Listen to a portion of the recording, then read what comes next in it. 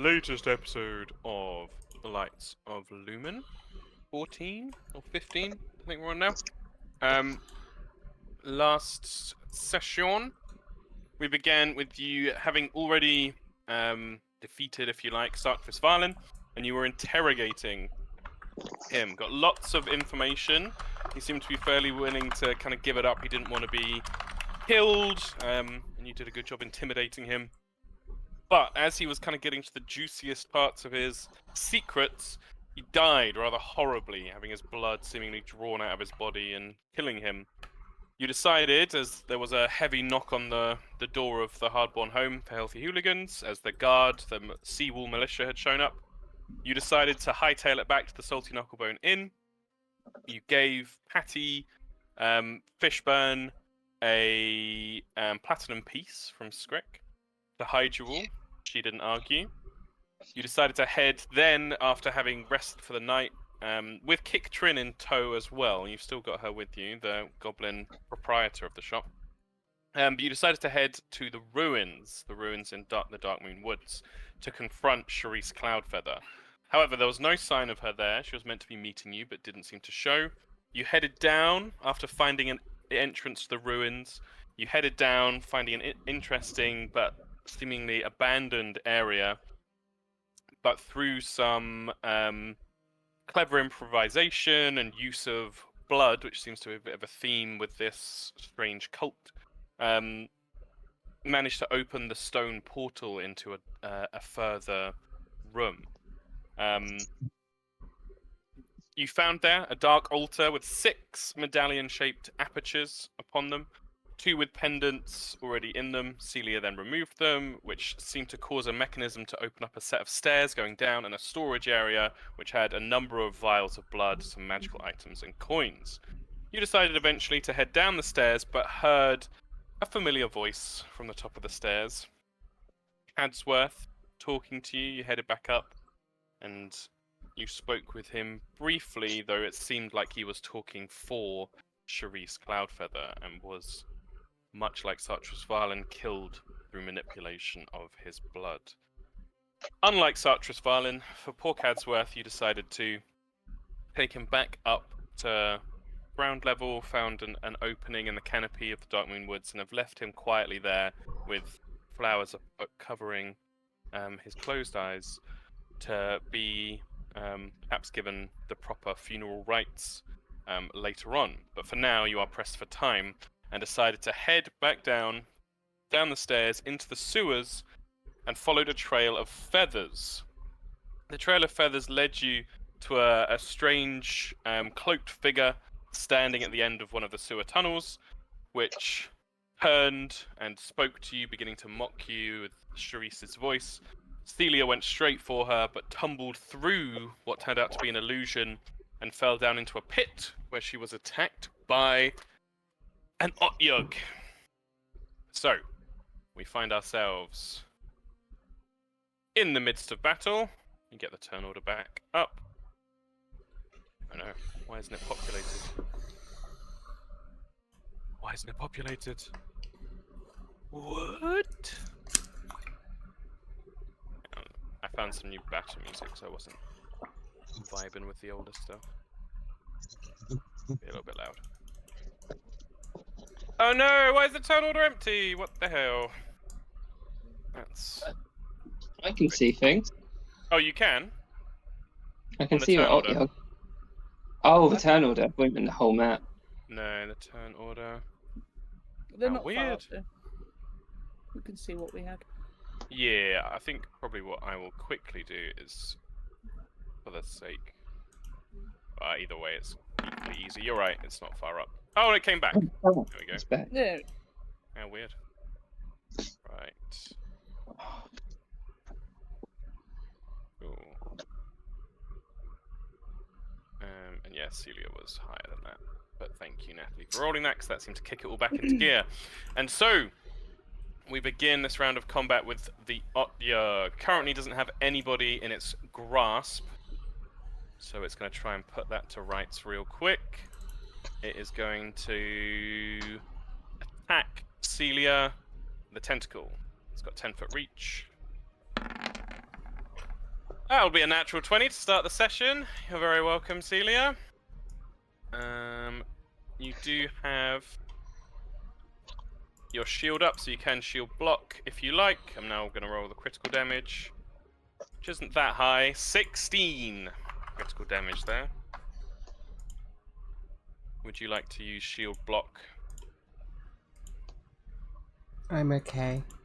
Okay. Damage taken. Tentacle smashes down, bludgeoning damage, cracking across Celia's shoulders. It will then use one action to grab. So you're automatically grabbed, no save or anything like that. That's part of its tentacle ability. And then it is going to move. Now, it does have -10 move speed, so it can only get to here. But it shuffles away from the tunnel where things keep flying out of it to attack it. And that is its whole turn. Skrick. I think Rick wants to try and identify anything he knows about it, and maybe being a scavenger, he might know quite a bit about these creatures. Yeah, you did recall knowledge previously. Did I fail?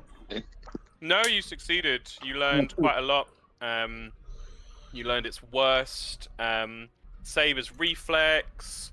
I can tell you it's got 20 AC. It's got this stench, and also while its tentacles are kind of dangerous for whipping around and grabbing you, the real danger is in its bite, which it tends to do only once it's grabbed someone and held them close. If it bites you, there's a chance you'll contract a rather horrible disease called filth fever, which Skrick would be aware of because it's probably a danger for him scavenging around in junk and such. Yeah. He would firstly shout out then, "You gotta take it from range! It's awful stinky and it's got a lot of diseases." He wasn't hiding, was he? I believe you did hide at the end of your last turn, so you should be hidden right now, yeah. Okay, then. So it's flat-footed to him anyway, right? Because he Correct. recalled knowledge successfully. Absolutely correct, yeah. So he will. He'll take a shot at it. Very cool. And you do have guidance, so you get a +1. Take a shot. Yeah, you have the compound short bow for extra damage.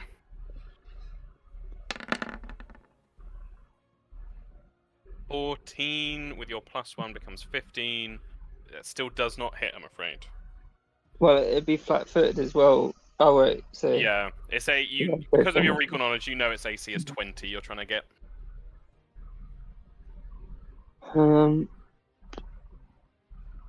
Any person hurt is.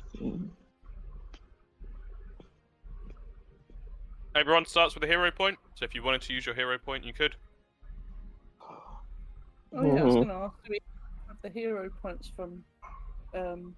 Yes, that's a really good point. Yes, you would keep that extra hero point that Morrigan gave out. So really, Skrick, Primrose, you're starting on 2 this round. Okay.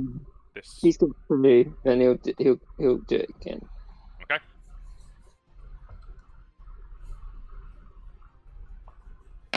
Oh, Nope. so unlucky. Seeing as Celia looks like she could go down, he's going to move over a bit so he's in range to do battlefield medicine if she needs it. Very nice. Yep, up in the tunnel, there's no difficult terrain. It's only terrain if you get down. Oh, to remind you, sorry, that's my bad. This area around the edge is another 15 feet up from the tunnel. So it's like this circle, which you probably might not be able to see that well because of lighting. The circle around is like it's a 30-foot high wall, and the pit is 15 foot down from the opening of your tunnel, and the rim of the pit is 15 foot up. I can't seem to move him, but he'd move like 50 feet down here-ish. So you'd had to do that. You'd have to be able to like climb up or Oh shit! Yeah. something like that. Oh, So I've God. currently moved you to the edge of the tunnel that you're in. If you want to jump down, you can. It's up to you guys. No.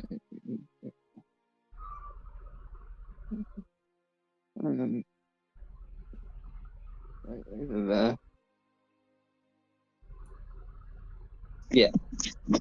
No, you can't. Wait, what? I can't Sorry. wait. Oh, No, damn. it's the map's misleading. So So you're- he's in the inner circle.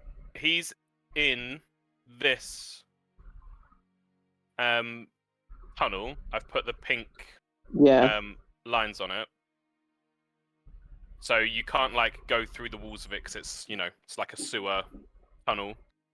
Okay. And then I'll do this a different color.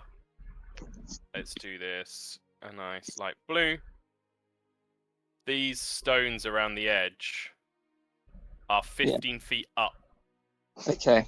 from the end of your tunnel. Like that. Okay. See that? He'll go over there then. Okay, cool. Very nice. Thank you for the reminders, good people. Right, Celia, your turn begins.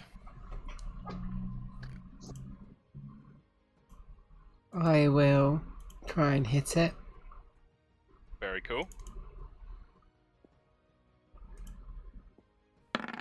That hits. 9 slashing damage. I will raise shield Very nice. and I will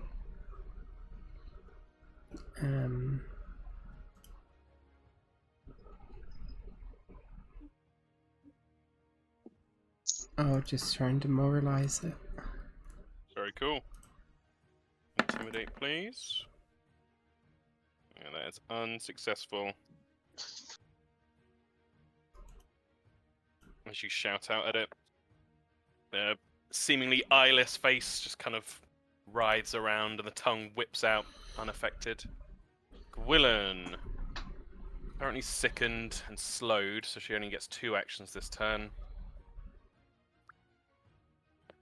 She is going to try and get rid of her sickened by doing the Wretch action, which I believe lets her take a Fortitude save.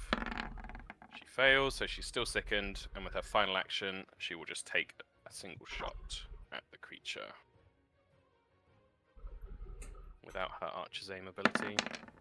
As a failure, not good rolling. Primrose.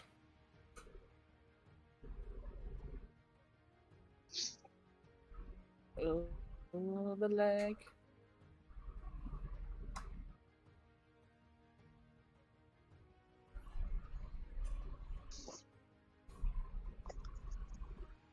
Yeah, shit. Mucho Lego.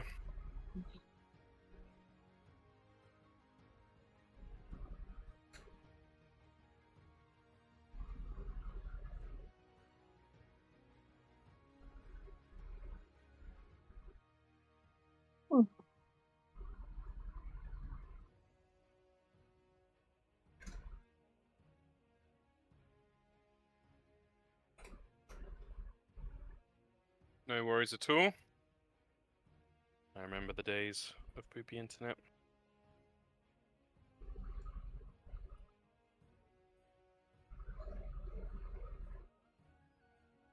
Still lagging?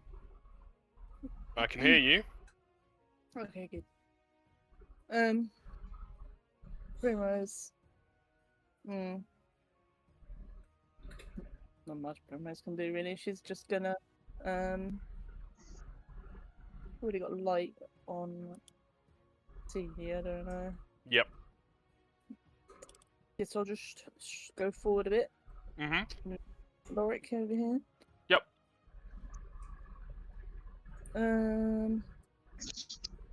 Nice. Oh no. We'll just try and do Tanglefoot, I think, again. Tanglefoot. No. Roll that dice. Damn it. 16 does not hit, I'm afraid. Yup. Lorik himself is like, oh god. Jumps down. Ugh. Welches into the muck. And second action to move over. Now flanking with Celia. And just gonna go for target's plan. Oh, that's good. He's gonna use his snagging strike ability. Where he makes not a ranged attack, so that should be what, +1 to that. Oh god, everyone's rolling so bad. So he misses. Morrigan, it is your turn. You are currently sickened, yes. But I don't think you crit failed, so you're not slowed.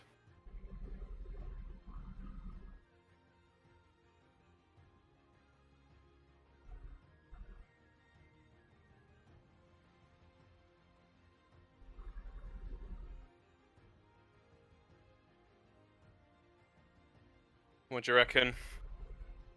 Yep, that's fair. Does Nudge Fate require sustaining? No. Once during the duration. Duration is... Oh no, yeah, sustained. So if you want to keep Nudge Fate up on Stelia, you'll need to spend 1 action to sustain the spell. Okay, so I'm going to do that. Okay. I'm going to try and retch to get rid of the sickened thing. Cool. I'm going to use my last action to command Revner. Oh, sweet. Okay, so can you roll a Fortitude save for me, please? Which is what Retch lets you do.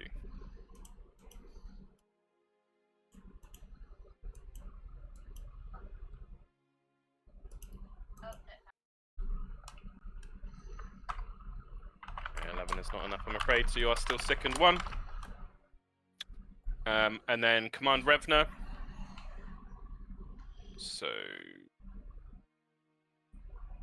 let's get Revner out.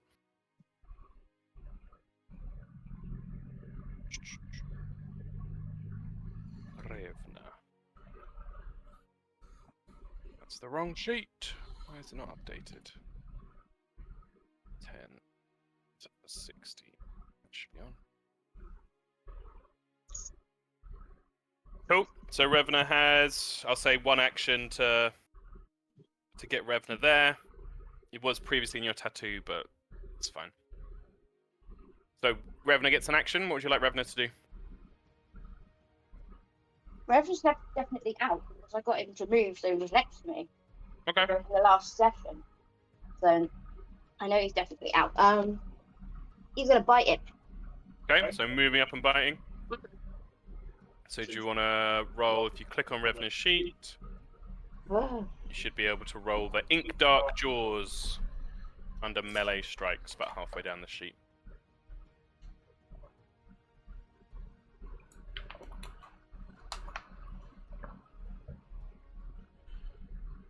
There's a miss, I'm afraid. Need some better dice! Alright, the Otyug. With Celia being grabbed, it's going to try and bite Celia. Jaws attack. A 20 to hit. So, with the shield raised, Celia jams the shield in between the teeth. The creature's pressing down at the edge of them. With its second action, it's going to whip a tentacle out to attack Lorik. Oh my god, I've rolled 2 nat 20s. Lorik's still up. Shit. Takes 18 damage as the tentacle wraps around his midsection and just crunches inwards. You hear him exhale outwards. And with its last action, it is going to use grab, so it doesn't have to check, just automatically gets Lorik grappled. Okay, good block on that bite though from Celia. Skrikel! Right. Gonna. 1, 3. Gonna move next to Celia. Mm-hmm. Gonna. It's got battlefield medicine. Very cool. So. What's that do?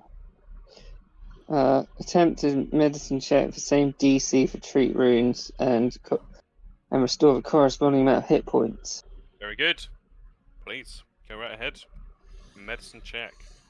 You try to patch up the worst of Celia's wounds. Perhaps helping to brace against the tentacle. That's a pass. 2d8. Woo.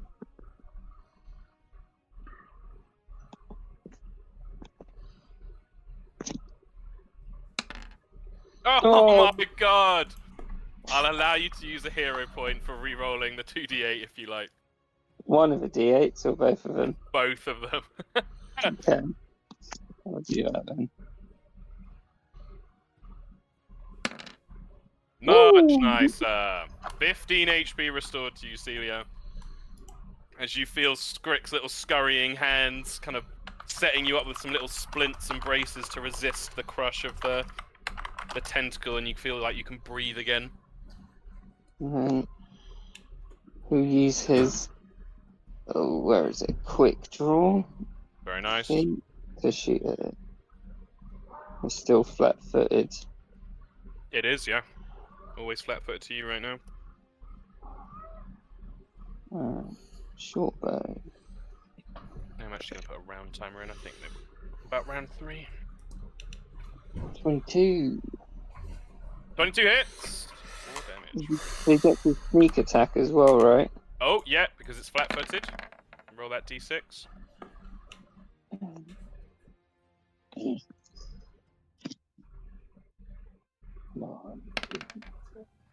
Nice! Excellent turn from Skrick. As you find a little gap amongst the junk and detritus on its body, and you see your crossbow bolt, your arrow sink in. Celia! I will try and hit it again. Very nice. The sword comes swinging down. Oh!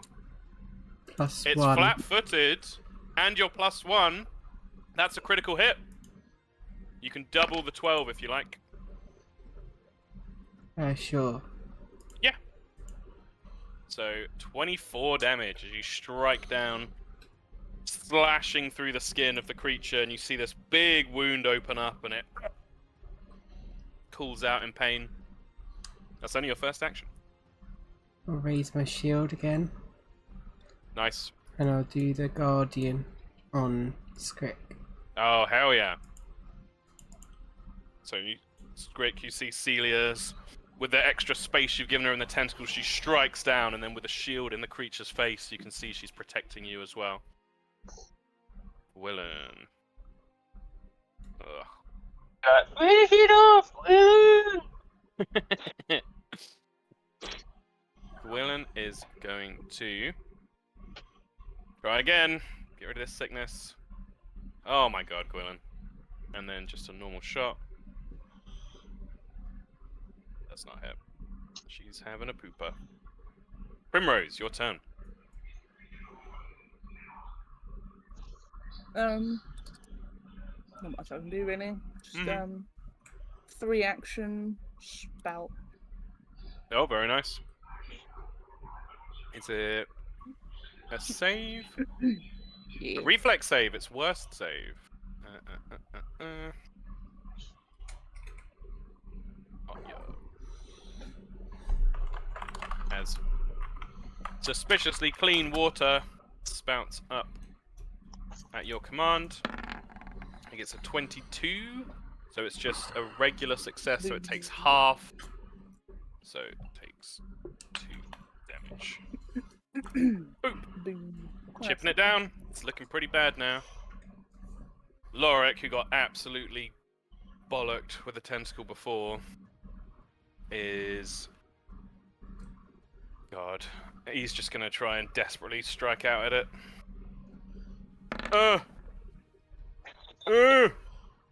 That should be -5 to that, so he does miss. Yeah, he's a simple man.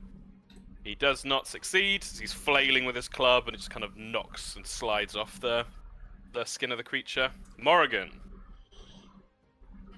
your turn.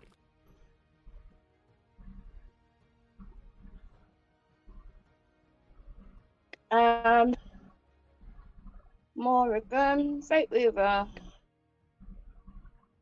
I'm gonna do the 2 things for Revna again. Yep. So 1 action to give Revna 2. What would you like Revna to do? Bite. Yeah, go ahead. If you do the second bite, make sure you click on that little #2 on the Ink Dark Jaws. Ooh. 18 does not hit. What? Yeah, it's AC 20. Ooh. And the 5, yeah, I'm afraid not. So Revna's snapping up the kind of dark jaws, trying to find purchase, but slipping off the horrible surface of this creature. You got 2 actions left, Morrigan.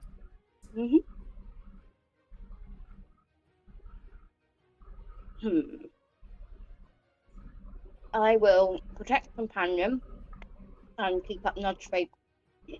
Perfect. So Celia still channeling the weave through her, and protect companion gives, yeah, the essentially like shield for Revna. Very cool. Round 4. Otyugh. Celia is 100% the threat. It's going to try another Jaws attack. To the death. A 22 to hit you, Celia. I believe that hits. Yeah. And with that, it deals 14 piercing damage as you feel its teeth find purchase around your shield, slipping by and Can I shield block it? digging into your arm. Absolutely. How does that work again? So you halve the damage, and then you take 7, and your shield takes 7. Oh no, sorry, that's wrong. It is the hardness of your shield. 5. Which is 5. So you detract 5 from the 14, so down to 9, and then you take 9, and your shield takes 9. My shield takes 9. Mm-hmm.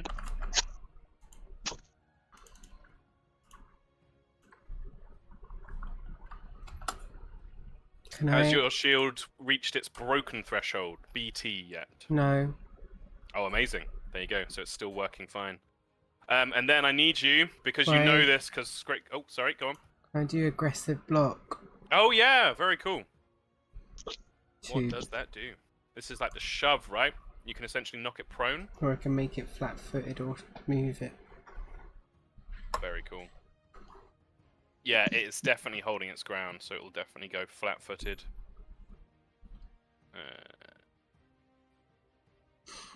Very nice. And can you do a fortitude save for me, please? See if you contract this illness. Oh, am I not immune to it?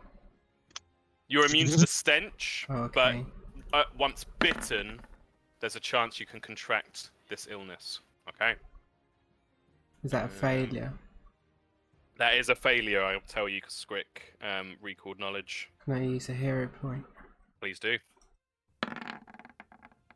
Right. Fair Okay. ass. I'll get a +1. You do, it's still not enough. DC 20 on this. Okay. So yeah, the filthy teeth, the fangs of this creature definitely score a nasty hit on you. However, it's then going to use...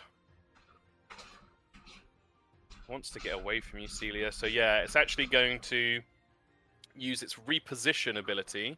1 action. What is your... So your fortitude DC is 19, Celia. It rolls athletics. See if it can move you. No, it fails. Shit. That will succeed against Lorik, though. So it's going to move Lorik down here, but it can't move Celia. And with its last action, it's going to try and hit Revna with its tentacle. Its third and final tentacle. 14 does not hit as Revna dodges to the side. Very nice. Skrik, your turn. Move away because it's scary. It's scary. Here. He's gonna be like, why don't you just fuck off? And fire his short bow at it. Very cool. Still flat-footed. Still flat-footed to you.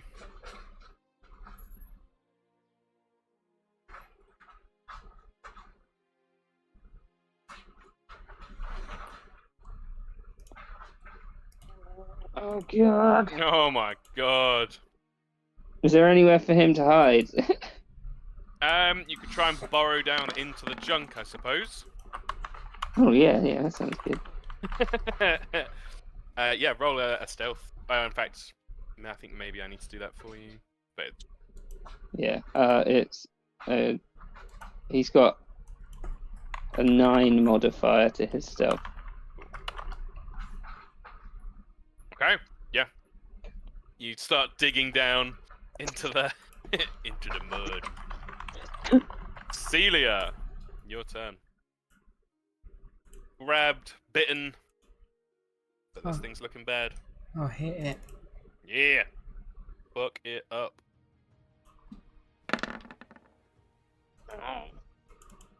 16 does not hit. Oh wait, you made it flat-footed. 16. Oh, even with the +1 from Morrigan, that is still not a hit. Missed by 1. And it wouldn't be flat-footed anymore. Really? From your shove? Yeah, it's till the start of my next turn. Oh, okay. 2 actions remain. I'll raise my shield Mm-hmm. and I'll try and intimidate it. Very cool. Let me check its will save. Will DC. Yeah, again, it just kind of roars up at you and shrugs it off. Willen's going to stop trying to even get rid of this thing. She's just going to use Archer's Aim and shoot. Kind of steadies herself, aims down the sight of the bow, seeing this pinkish light from Celia's shield spilling out over this horrible, glistening creature. She'll use Archer's Aim. Fire her short bow with a +2. Oh, Gwellan! It's her turn. Primrose. Damn. Let me just read the sections better. Oh, well, it's no different, but we'll try do a 3-action scatter scree from over here, I guess. Oh wait, does it need to be 3 action? 30 feet. Oh. It's within 30 feet of you. Okay. So scatter scree, how's that work? Scatter Scree. A jumble of rocks in the area. Deal bludgeoning damage. What's your spellcasting modifier? Reflex save again. Very nice. Jug. Flex. Hup. Oh Rolls. man. Very well, but still not a critical success, so it still takes half for 2. It's now looking real bad. Anything else, Primrose?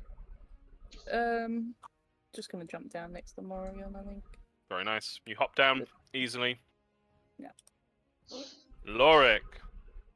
Lorik is being held away from the creature too far to hit its body properly.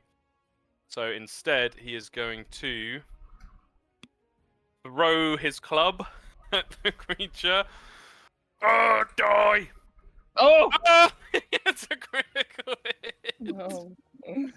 Nice. Angry Hidozi thug, as he's been held up in the air, just leans back and lobs his club, which goes zoom, zoom, zoom, head over tail, and just goes straight down the gullet of the Otyug as it's screeching at Celia, and you just hear it going as it causes horrible damage and kills the creature. Good job, Lorik. Stealing the kill from the PCs. Love it. And with that, you have succeeded. You each gain for killing an Otyug, which is... I believe it is 2... Double check. Ooh. I believe it's 2 levels above you guys. Yeah. So you gain creature XP, party level +2. You gain 80 XP. Meaning you are all now at level 3. You made it! You made it! Wait. So, putting yourselves up to level 3 on your sheet should increase all your automatic stuff. Spellcasters, I know you've got some more complex stuff. I've spoken with Anya, we've sorted out what spells she gets at level 3. I believe I will need to change it on your new sheet, my love. So I'll do that while we're playing and get it all sorted. But yeah. You are now level 3. But with the Otyug slain, it lets out a horrible... as it slumps down and almost like melts back into the sludge and junk at the bottom of this pit here.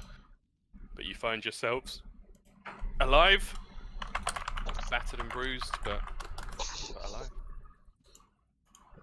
Script. You're like, you tried to go to the doctor, Celia and Lorik. Those things are pretty virile.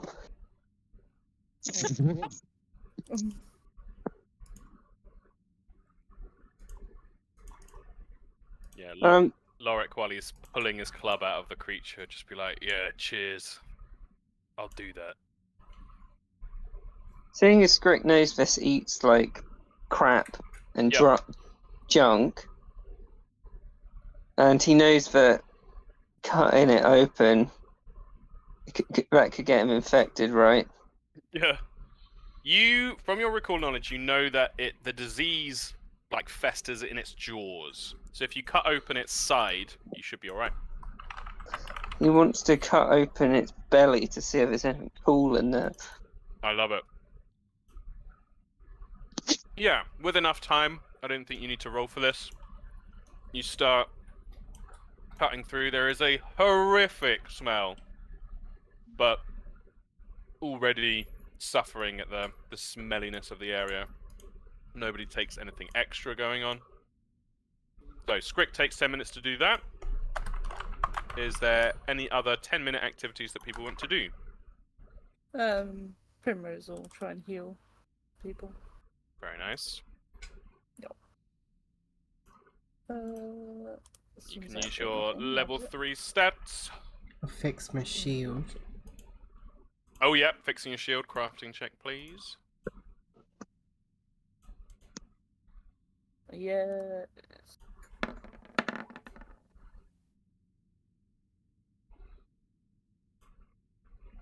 Looks like 2 6. Oh, crit success from Primrose.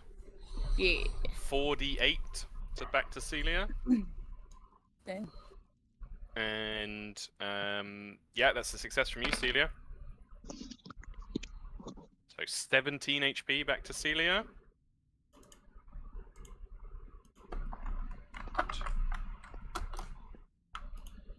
We'll fix Morrigan's new sheet. How much does my shield heal by? Yeah, I've literally checked it the last 3 sessions and I keep forgetting. Repair! Normal success. 10. 10 HP back to it. Okay.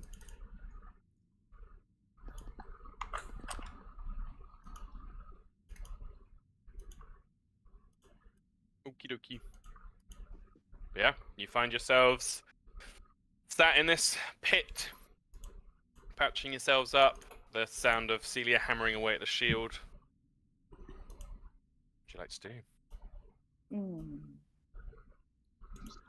Then Can Skrick what? Oh, sorry. Yes, so Skrick, as you have finished sort of slicing open the Otyug, you find all sorts inside.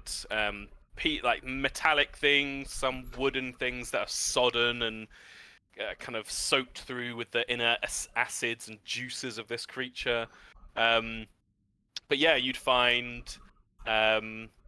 probably what would be discarded a lot. You'd find like some old cutlery, some metal cutlery, like a fork and a knife. You'd find some coins, I think, probably as well. A scat. Let's say. Let me roll some dice for it. come on, platinum. You got 1 copper piece and 4 silver pieces. You'd find lots of bones of creatures. You'd find lots of cloth that had like clumped up and built up inside of it, in a horrible state now. And I'm just trying to think of what the junk of sea spray would be, especially from the Gilded Isle. Could I use my committed junker? Yeah, that's an excellent idea. Please. Roll. It's decided by you what check it should be.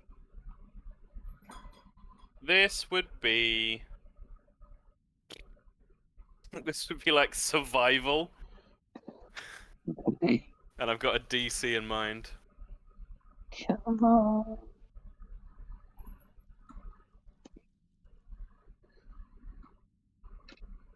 Okay. Let me just remind myself. Script commit junker. Normal. Yeah, so that wasn't a critical failure. So you kind of palm through Skrick. There's some old rusted bits and pieces. You're welcome to take sort of bits of cutlery if you want. They are from the belly of an Otyug, whether that's worth taking them for. I think that could be a trophy. Yeah, absolutely. Absolutely. I mean, if you wanted to try and take some bits of the creature, you could, but there's potential danger there, of course. Nah, he's not that into meaty things. Very fair. And as he comes out of the belly, he'd be like, "Look what I found!" and just have like cutlery in one hand and coins in the other.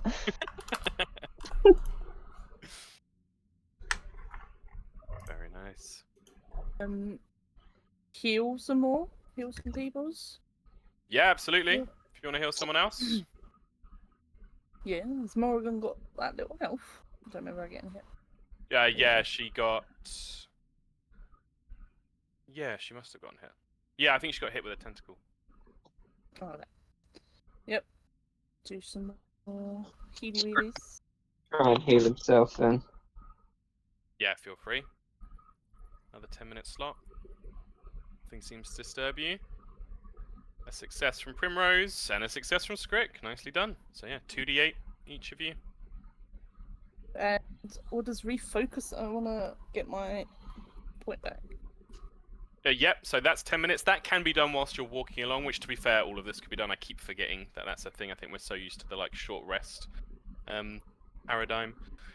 But yeah, it's just 10 minutes of you, communing with your thoughts, perhaps even chatting with Dandy to return your focus point to you. Yeah. How many, you can get all your focus points back as well. Right? How many do you have? Well, I got 2, right? Oh. Or do you not get 2? I don't know. I think typically you have 1, and then there are feats that can increase it, but you might have one of those feats. Depends. What's gone No. down. I thought you got 2. Maybe I'm wrong. But either way, I think they're infinite anyway, aren't they? So. Yeah, you can keep restoring them. Yeah. Nice. Morrigan up to 15.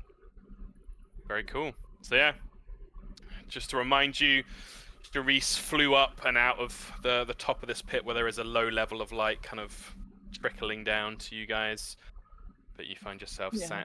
sat in this sewer with Charisse having gone away. Yeah. I think we just continue to heal everyone first Mm-hmm. before we carry on. Yeah, absolutely fine. If you want to heal Lorik, feel free to roll. Yeah. Let's heal Mark. He'd be like lying back on the junk with his back against the stone. Yeah. Tremors runs Oh, critical failure! over, slaps some mud on him, gets in the wrong place. Would you like to use a hero point? A critical failure, I think, does hurt them, if I remember rightly. And he's on very bad? little HP. Aw. Scrick Fine. failed his medicine, so he won't be able to do anything soon. Yep. Right, do it again. Hold on. Hero point. There you go. Hey! Almost a crit. So 2d8, please. Yeah, he was on 4 HP. So you literally could have knocked him out. 11, 3 for 8. Nice. Up to 12. Over half for him. Nice. I suppose we could spend a while here. Maybe get out of the muddy, gross bit. Yeah. Up here. Back up into the tunnel. Helping each other, it's not difficult to manage to clamber up. There are sort of handholds as you go. As you make your way back into the tunnel. Yep. As a quick aside, what did people go for level 3? So we can kind of keep up to date with each other's stuff. You get a general feat, right? What do people go for? I haven't decided I yet. picked- No worries. And I've got a suggestion for you. I think it's I think it's level 3 for Scrick, but there's a thing kind of like the luck roll in Cthulhu where you can sort of be like, oh, I'm gonna do this with me, but That's interesting. yeah, I thought it was perfect for Scrick. But Yeah, that we'll would see. be very suitable. I picked Ancestral Paragon, Ooh, which means I get another Rabbit Falcon's ancestry thing, and I Very picked cool. Instinctive Dodge, which basically just gives you a reroll on the reflex save. oh sweet, very nice. Morrigan Mm. went for Fleet, so she now has Yeah. 35 feet base speed. I was tempted by Fleet because I can get double Fleet. Oh, if I pick shit. Ancestral Paragon, Yeah. then I can get a Fleet from that, and then I can get another, and then I can get the normal Fleet. Just be Yeah. zooming around as a rabbit. Yeah, I was tempted. That's so cool. But no. Fair. Apparently I can skill feat as well. Yes. Yeah. Oh, as a rogue you do, yes. You literally get one every level. Um, Or something like that. It's crazy. Rogues are super skill people. I So, got witches, right? The witches get one. A skill feat. They get a Yeah. skill level up, so you all will have had the skill increase. Yeah. And Morrigan went for medicine. So you guys are pretty well kitted out for healing and such. In fact, Yeah. I'll do a quick roll for her because she within this half hour she definitely would have healed herself. She's on expert now, and she failed with a natural 1, which I will use a hero point to reroll. What was this feat called you were talking about, Hannah? I can't remember what it's called, Hey, critical success. which is a bit annoying. But yeah, it was really good. I can't remember what Is it's it- called. Damn it. Is it a skill one or is it a general one? General one, but I'm not 100%. Okay. Prescient plan?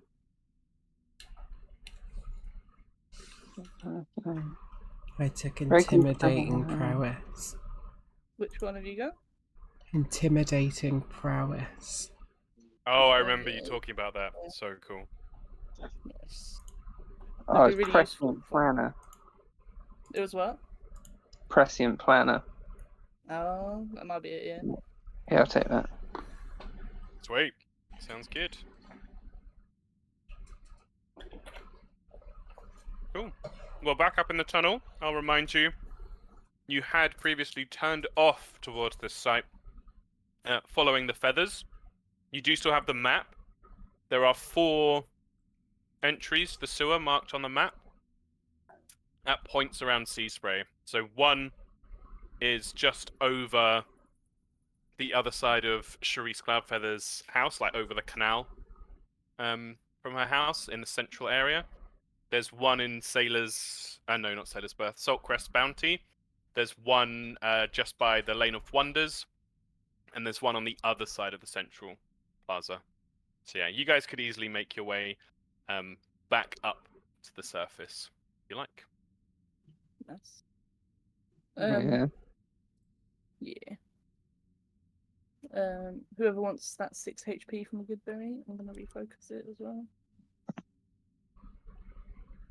I think Scrick's at full. Yeah, maybe Celia. Another 6 HP. Celia now has a max HP of 51. Man, She chonk! very chunk. Indeed, Yeah. chunk. Well, as you make your way up then, you do notice, kind of as you're about to start clambering up the ladder to the surface, that there is a pool of thick, kind of mucousy slime near the base of the ladder. That doesn't look like the normal sort of water down here or anything like that. Do a nature check on it or something. Yeah, absolutely. What is your nature modifier? 11. Oh, 11.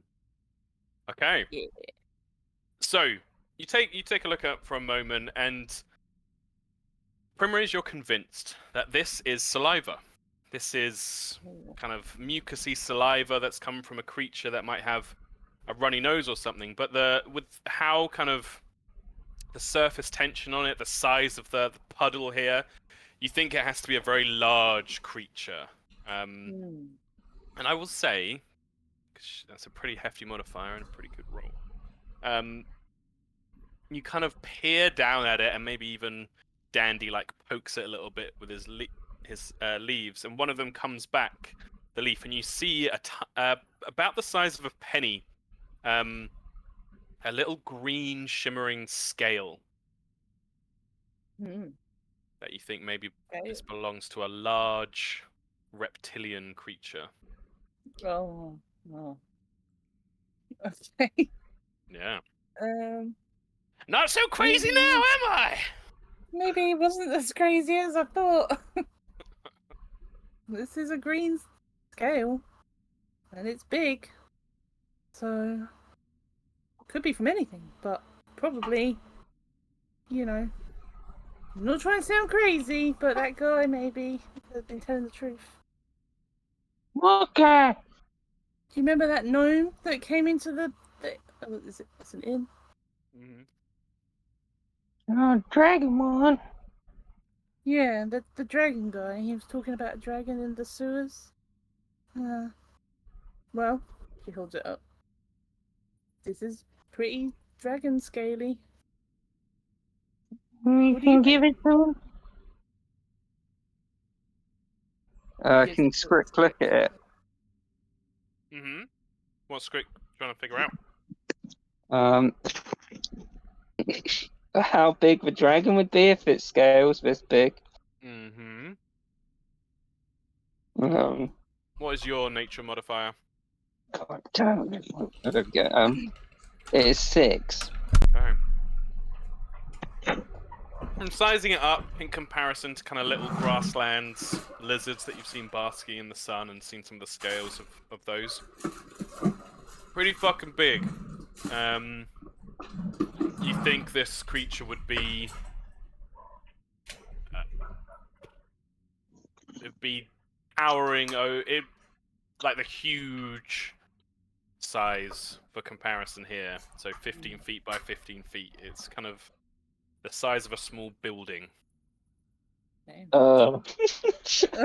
Yeah. Scrick could just look at it and be like, if there is a dragon down here, I'm not sure how much we could do.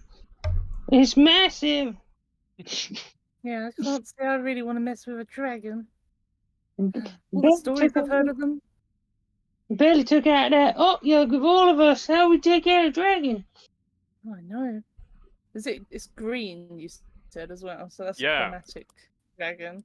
Chromatic dragon. Yep. Evil Ned. dragon. From your role, previously, Primrose, you know that the chromatics. It's actually on very strange. Or not strange. The chromatics in general, yes, are associated with primal elements, but often quite vindictive. The different colors are associated with different kind of ambitions, whether it's conquering or manipulation, or subjugation of people or what have you. Closely linked with nature and often seen as kind of like a dark reflection of the Kiad Shores spirit in nature. The green dragons in particular are known as being treacherous and having been punished, as many of the dragons, the chromatic dragons, were by the Kiad Shore. And green dragons in particular had their dragon. What's the word? Lifespan. That's it. Their lifespan heavily shortened, and they only live about 2 mortal lifetimes now, whereas other dragons live for hundreds of mortal lifetimes. So it's unusual to see them. You'd know that often, they are associated with treachery and deceit, and can be found like skulking around in dark places. As a kind of species, they're kind of licking their wounds after what happened to them from the Kiad Shore. Should say that out loud to everyone, although. In a town this size, Mm-hmm.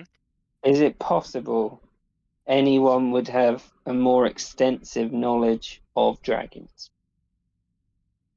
With what's available in the town, it's not a center of learning or excellence. So you think Kick Trin might have some knowledge, Kick Trin being an animal handler, what have you, or otherwise perhaps someone in the magical shops might have some knowledge. Script could be like, we should go back to the basement because Kit Trin could probably, maybe they smuggled in a dragon or something. And it also give us time to work out what to do next. Yeah, well, she's run off. Maybe we should. I don't know if we can even follow a trail. I thought if she was she's in here. the basement, though. Kick Trin's with you. Oh, here now? Yeah. Oh. You took her along with you, and she's just been trying to stay out of danger. That's why she was on the initiative. He would have said they should go back to the basement to work out what to do next. But he'd also, can I hold that thing, Primrose? Yeah. You go up to Kick Trin. He's like, you haven't been smuggling any dragons, have you? And show it to her. She'd actually, her demeanor would kind of change. She's been very fearful of the sewers, of the battle and everything, like casting scared glances and holding her nose. But seeing the scale, her eyes actually kind of glitter a little bit, and she's like, whoa, this is a very rare find. You could fetch a few coins just for the scale itself. Where did you find it? On the ground. Primrose found it. Over there. I see. Yeah. Next to some gross saliva from something big as well. Oh. Dragons are often quite proud, strange to see. Bodily fluids just left about the place. No smuggling of dragons, but I can tell you they are young dragons or dragon eggs, incredibly rare and fortune. And there are buyers in Crucible who would hand over half their sizable estates for the egg of a dragon or a young dragon that could be, they think, trained. But between you and me, I think a dragon will always outgrow whatever fool is trying to train it. Even the greens, with their shorter life now, they will quickly outsmart and overpower whatever situation they are in. Is it? There- Are there any hunters in Sea Spray who would like to take this thing down? Because I'm not sure we could do it alone, and well, would be nice to get a dragon egg. We could have an omelet or something. I like your confidence, but the best people for the job are she kind of gulps, dead on the floor of my shop. So what you're saying is we're the best people for the job. She like looks down at the remnants of the Otyug with its massive tongue like lolling out to the side. Yes, I think so. If But dragons are they are intelligent, you know. You could speak with it rather than hunt it. But greens are meant to be very deceptive, so make sure you keep your wits about you. Well, mm, you did just say that they're quite proud creatures and they don't usually leave their bodily fluids everywhere. Maybe Charisse has already got to the dragon. With the blood thing. She was controlling Cadsworth. Yeah, Kicktrin sort of goes back to looking very scared. It's just like, this is a terrifying web. But I mean, she I don't she know, was but- she is a famous huntress, perhaps. Yeah. A dragon is something else.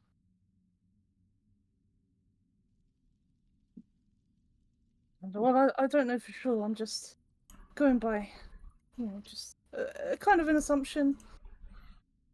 But I hope not, because that would be harder to talk to the dragon if she's controlling it.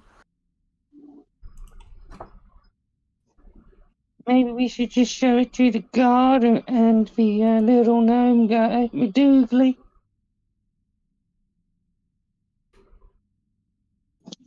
Um, Then try and well, work either way, out I what to mean, do. yeah, we should get out of the sewer. Anyway, it's kind of gross down here. Yeah, and try and work out what to do next with Charisse. Yeah. Well, I guess we don't really know where she went. We could try and see if there's any evidence of where she went up there. And she sort of looks up to the hole where she flew.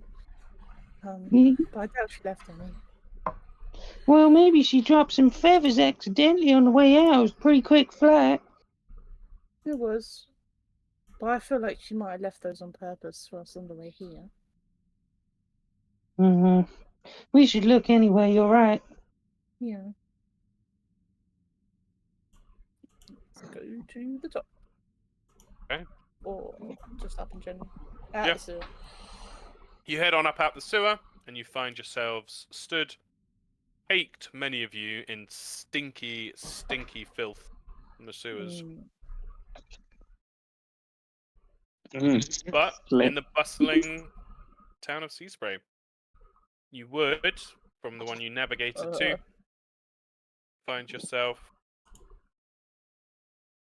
in the Central Plaza, not far from the Salty Knucklebone Inn. Okay. We're hiding because guards are around, but yeah.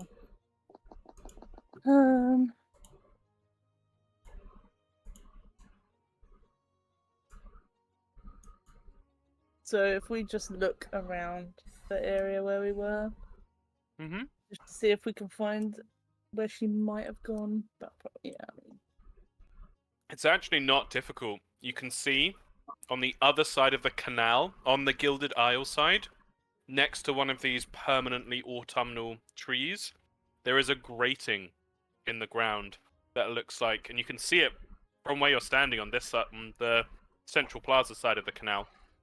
It looks like some of the bars have been removed, and there's enough space to kind of squeeze through. I guess she made it more obvious than I expected. but I feel like she wants us to follow her now.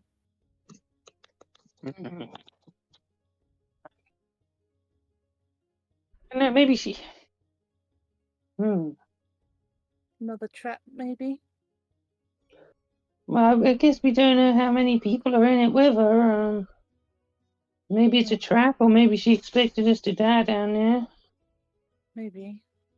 Maybe we Maybe- killed one of the collaborators.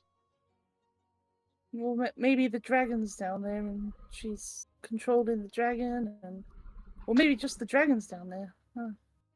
I don't know. Or maybe no one's down there and she's just making fun of us. Okay. I don't know. I don't feel like we should go to her house. Well, we need to be careful with the guard running around. They were after us last night, weren't they? Was that last Yes. night? Mm, Yeah. yeah. Oh, I don't know. What's the plan? You're currently standing out in the open in the central Yeah. plaza. You gonna scurry back to the inn, or Let's go hide behind some trees or something. you? I mean, you could. You could head into the Dark Moon Woods if you wished. Completely up to you guys. I've got an idea, but it's pretty crazy. Go on then. What is it, Skig? I trust you and your plans.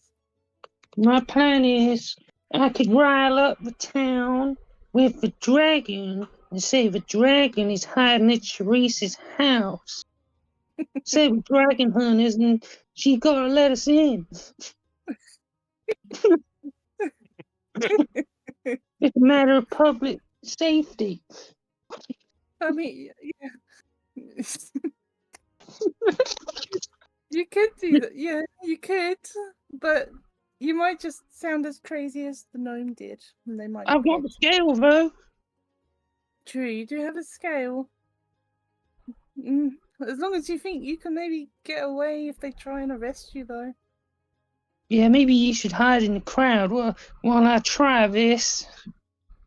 Okay. If you're sure.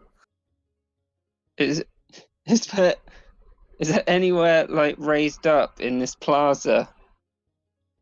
Yes. There is like a raised area around this central fountain in the middle. See some Okay. people do like street performances around there and such. At the moment, there's just a few tourists hanging around. Scrick's gonna he's gonna try and do a Superman so he can change from his clothes into his other clothes, but Okay. keep a bit of muck on him so it looks like he's been busy in the sewer. Got it. And then he's gonna mount up the fountain, Mm-hmm. and he's gonna wait until everyone's sort of a bit concealed or like blending in with the masses. Okay. Yeah. And then seeing as I want to use this because I just got it, he's going to use a skill feat called Eye for Numbers. Okay. It says you've learned to quickly estimate the number of items in a group or at a glance, and that includes like people as well. Okay. So you want to like work out how big the crowd is in this area. I'd say at this time of day, moving through the central plaza, you're probably up in the early like 100, 110, 120 kind of thing. There's quite a few people around. That's quite a lot of people as well. Yeah. Yeah, I mean he'd get on the fountain with his good gear on, Mm-hmm. and he'd call out, "Hey everybody! There's a big problem lurking beneath the streets of Sea Spray. I've just been down there in the sewer." Do a performance check for me, please. Please nudge fate in, Morgan. Morgan says yes. So Scrick gets an extra +1 to this. Okay.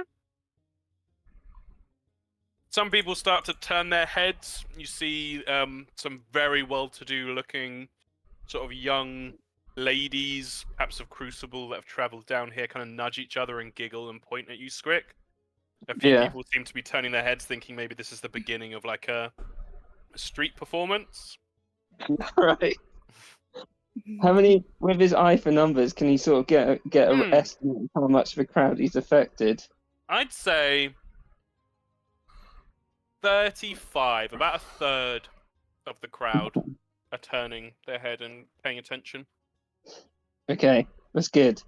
He'd be like, "There's a big. My name is Detritus Jones, and I'm the new public appointed safety officer of Sea Spray. It's good to meet you all. But I've got some terrible news, some maybe even town-ending news. I've been beneath the sewers, and something lurks down there. Something massive and green." And he holds up the scale. He's like, "That's right! A green dragon stalks below the streets of Sea Spray, and it's coming for you. It's coming for your kids. It's coming for your junk." And he's going to like. How'd you weird kids? How'd you wear?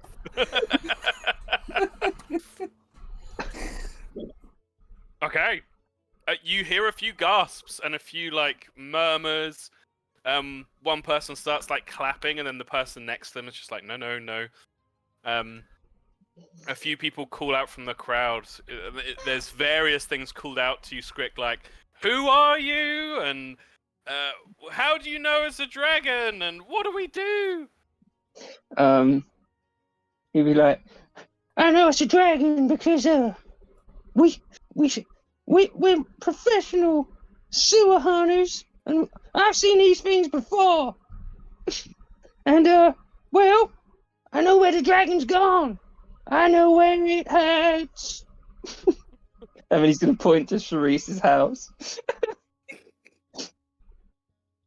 A few of the people who got like quite wrapped up in your story see you pointing at Sharice's house, and they're like, But you do see you see like a little disturbance in the crowd. You see some people being like pushed out the way by something very short, and then coming to the front of the crowd is a little disheveled gnomish man who's just like, "Finally, somebody to listen! There's a dragon! He's telling the truth!" And Cord Madougly just like jumps into the fountain below you, Scrick. Yeah, and he's just flailing around. He points down at Cord Madougly. He's like, "My friend may be affected in the head, but it's only because he's seen the horrors that lurk beneath. I know that Cord's never been right, but would you be right after seeing a giant green dragon consume your family and take over where you live? And where you live is under threat right now. It's somewhere out there, just waiting to get you." You see quite a few people are like properly murmuring and just like, "Oh yeah, I don't want to get eaten by a green dragon. Oh, what do we do?" But he shouts out, "The seawall! They've stopped me telling you! They don't want you to know!" And with perfect timing, another figure pushes through the crowd, this time tall enough that you can see them making their way through. A strikingly red-skinned tiefling woman with white hair and a strong plait is flanked on either side by two on each side, 4 members of the Seawall Militia, and she calls out with a clear voice, just like, "Here now! What's all this ruckus? Get out of the fountain, sir!" as she looks down at Cord. "And get off the fountain, sir!" she looks up at you, Scrick. He's going to get down. He's going to be holding the scale. He's like, This lurks beneath the streets, sirs. We've tried to tell you. But no." She looks around at the crowd and kind of raises one hand. And just says, "The Seawall will make sure that this is dealt with appropriately. Sir, if you could come with us, give us all the information you have, we will, I guarantee you, the Seawall will make sure that any problem is dealt with and the citizens of Sea Spray are kept safe." Scrick's going to be like, Wait, what's the leader of this town called again? Baroness Sultina Mar. He's just gonna he's gonna shout out, Baroness Sultina Mar invited me to her house this morning, and I believe it was on this pretense of a dragon. I was too busy hunting the dragon to accept. So if I go missing, you good people know where to go when that dragon comes and takes your livelihood. She kind of nods to two of the militia people who start to move around the fountain. She's like, come on now, sir, we can't have you disturbing the peace here. Scrick's gonna put his hands up and then go to the crowd. Sort of go to the crowd. He's like, "We're off to see the Baroness," and sort of go along with the guards, hoping that some of the crowds are following. Oh.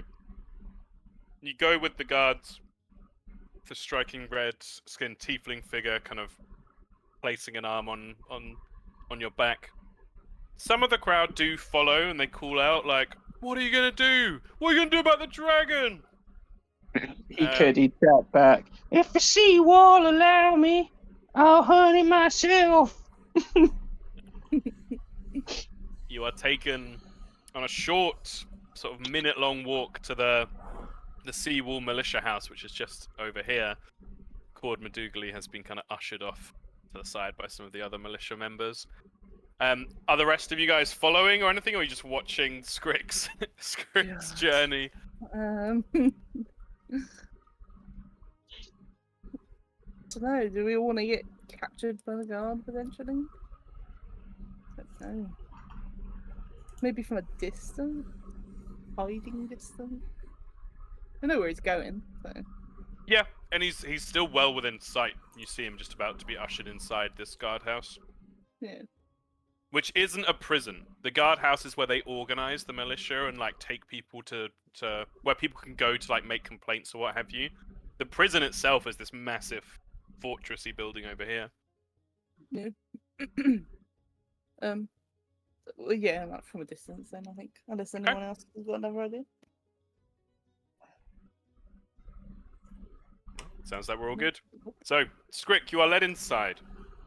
As soon as you're inside, the tiefling woman nods to two of the guards who close the doors behind them. They're not slammed or anything, and she says to you as it's closing, don't be alarmed, that's just to keep the crowd out. I understand what you're doing, but I don't want people driven to riot.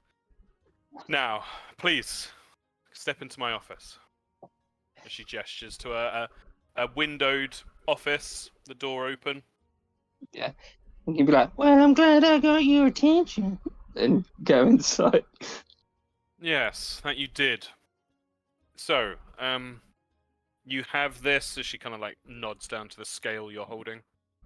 Evidence? Yes, dragon scale, yeah, green dragon. Oh. She takes out a piece of parchment and begins writing notes down. And where was this found?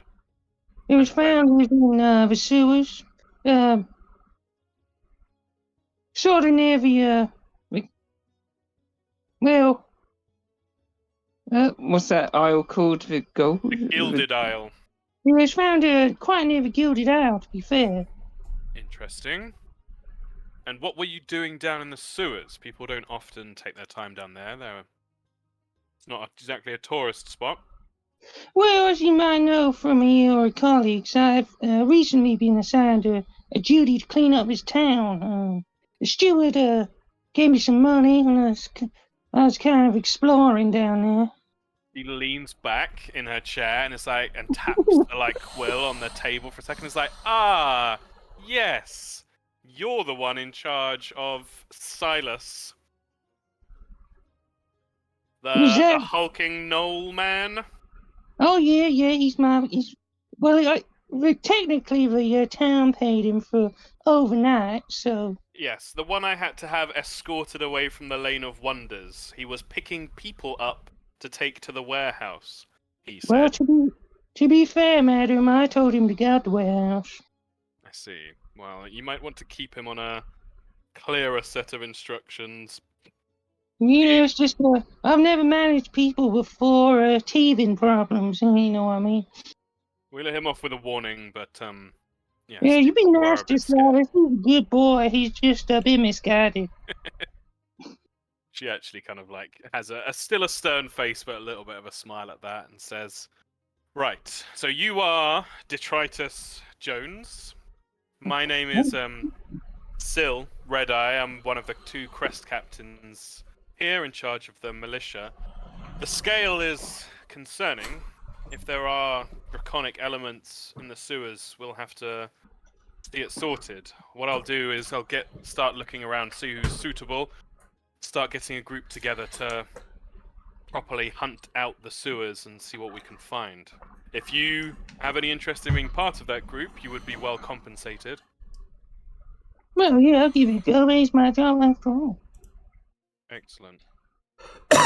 She kind of looks you up and down. I don't suppose you could tell me where you were yesterday evening, Mr. Jones? That's sorting out my business at the warehouse.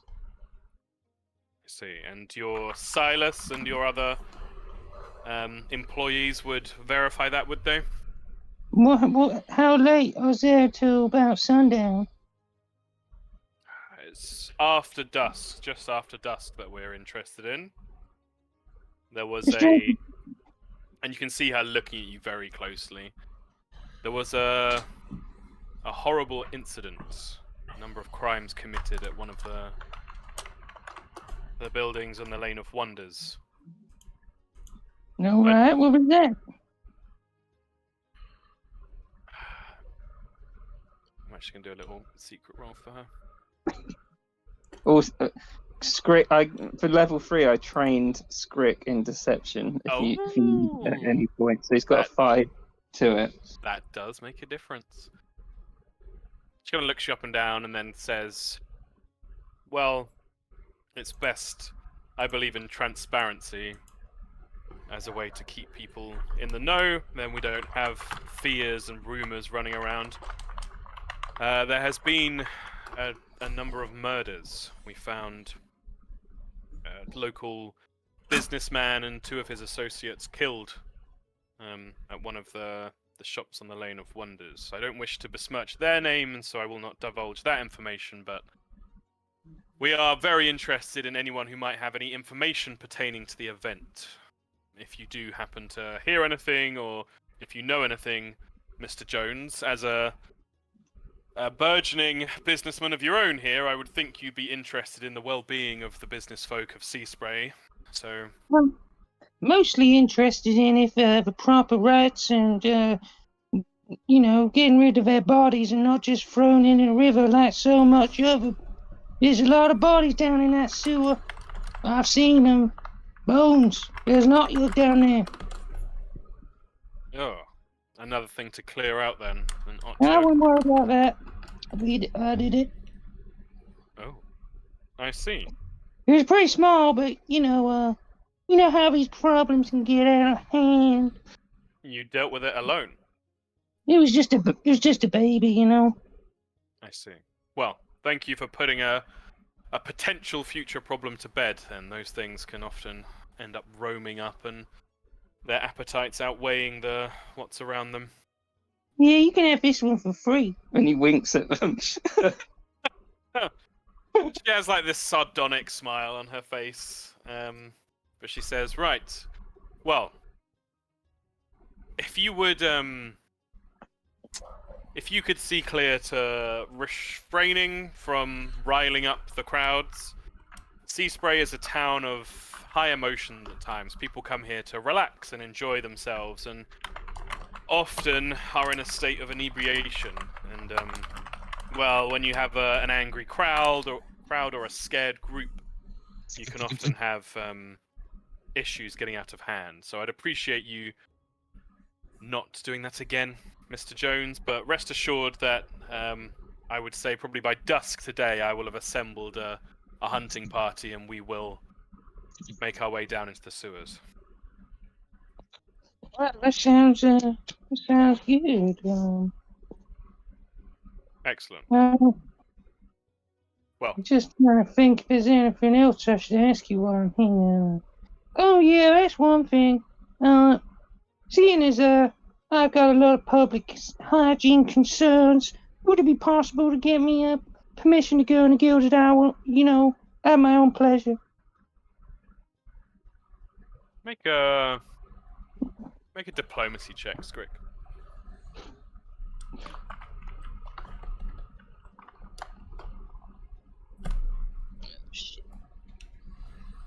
Her eyes kind of narrow. I'm afraid that would be the purview of the steward, Abaris Usani, who I believe you've spoken to previously, but if he hadn't already given you permission to attend to the rubbish on the Gilded Isle, then I have to assume that it's not needed. Fine, I thought I'd just try and get under this before it becomes a problem. Yes, I understand. Well, if you have any further information pertaining to any events of a criminal or dangerous nature in Sea Spray, please don't hesitate to come by. You can always speak to me personally. I know the Seawall has gained somewhat of a reputation for itself, but I'm working very hard. We're working very hard here to turn that reputation around, so... A pleasure, Mr. Jones. She holds out a hand to shake.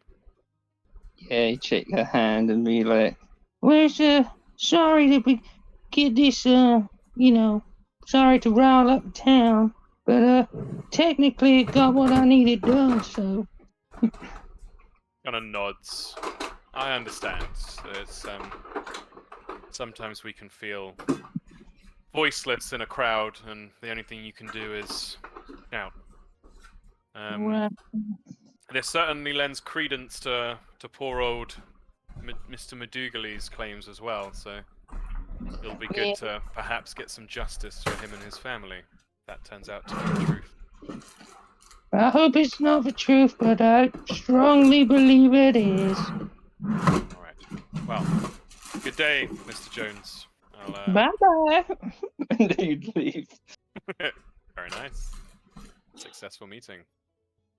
So yeah, the rest of you see Skrick emerging after maybe 5-10 minutes inside.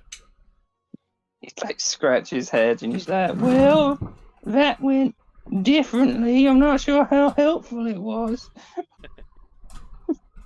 What did you tell her about? What did you tell her about? The Told her about the dragon. I didn't want to bring up Charisse. It would seem pretty suspicious. Yeah, And I also- just wondered if you did because you pointed to her house. So Yeah, whoops. Yeah, you get the sense that many in the crowd heard that, but the guard turned up a little bit later. Yeah, she didn't mention that, so. okay. Yeah, well, they said they'd send a hunting party down try and find the dragon, so I guess that's good. That's good. I wonder if they. Oh well, but if they don't know about Charisse, then they're still. Then maybe we should still try and find her at least. Yeah, I think that's a good idea. Yeah. If the dragon's down there with her, though, then they're just gonna. They, I mean, do they even know where to look? I don't think so. well, another thing is they seem pretty suspicious about what happened last night. I managed to slip out of it, but I don't know what they know about you lot. I don't know. They have, well, I assume we've been hiding, so we wouldn't know if they ignored us or not anyway. You but- wouldn't know. And to remind you, when you were hiding down in the basement of the Salty Knucklebone, you didn't hear them saying, like, where is the people from Lumen or what have you. You just heard muttered voices, and in fact, Skrick, having been down there, would now have recognized that stern female voice from the night before, who came to the inn as the crest captain, still Red Eye. And they kind of like moved around in the main floor of the inn and then left. So from the fact, the way she asked and spoke to Skrick or Detritus, you get the sense that you're not under scrutiny. okay. So maybe we're free to move around more than I thought. Well, that's good then. I'm not really a fan of hiding, but do it when you got to. But maybe we should go down into the sewer where the great bit was open. Then see if we can find Charisse, and I guess we just hope the dragon's not down there. Mm. When did she say she was sending the hunting party down? This evening, dusk today. And Scrick was invited, right? He was, yeah. Scrick would be like, well, we're sending a hunting party down to find a dragon. If I was invited, and I could say I got you lot as bodyguards. Yeah. Well, I'm just wondering because if they don't know about Charisse and she is down there, then if we confront her down there, they might be like, well, why are you trying to kill Charisse? Yeah, but then maybe we have more protection as well, but Yeah. I don't know.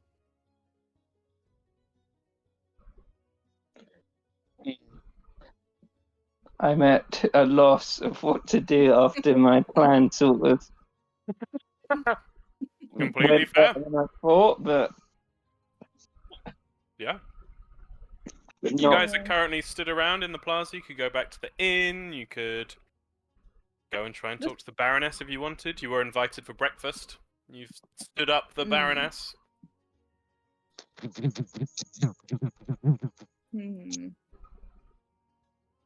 mean, Scrick does kind of want to go see what's going on with his little business, Yep. but also I want other people to have a chance because Scrick's been doing a lot.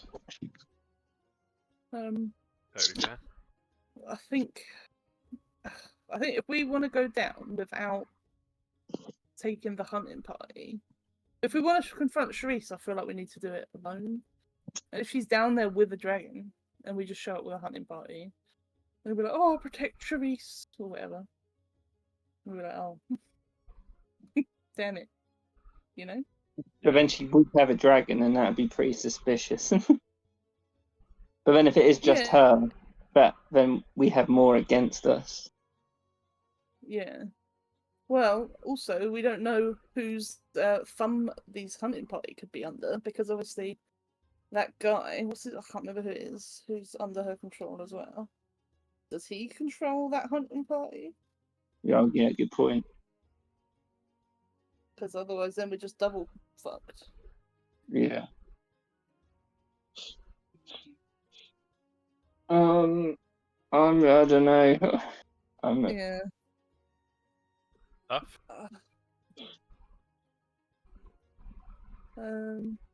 I think we should go and scope it at least, see if she's down there. And then if we see a dragon we need to run away, then we can run away. And then come back with a hunting party and see if we get double fucked or not. Yeah. Yeah, I think going down before, maybe trying to find signs of a dragon. Yeah. And Charisse. And Charisse, yeah. See if she's down there. We'll see if we can find anything else from the ritual thing. You know, maybe we can. If we do see the dragon, then we can be like, okay, yeah, he's been stabbed with the blood thing. You know. Yeah. And then we can run away potentially. Yeah. So we should go down now. I think so, but Yeah. what does everyone else think? I don't know. I'm inclined to agree with you. Yeah. Celia, Morrigan, any opinions?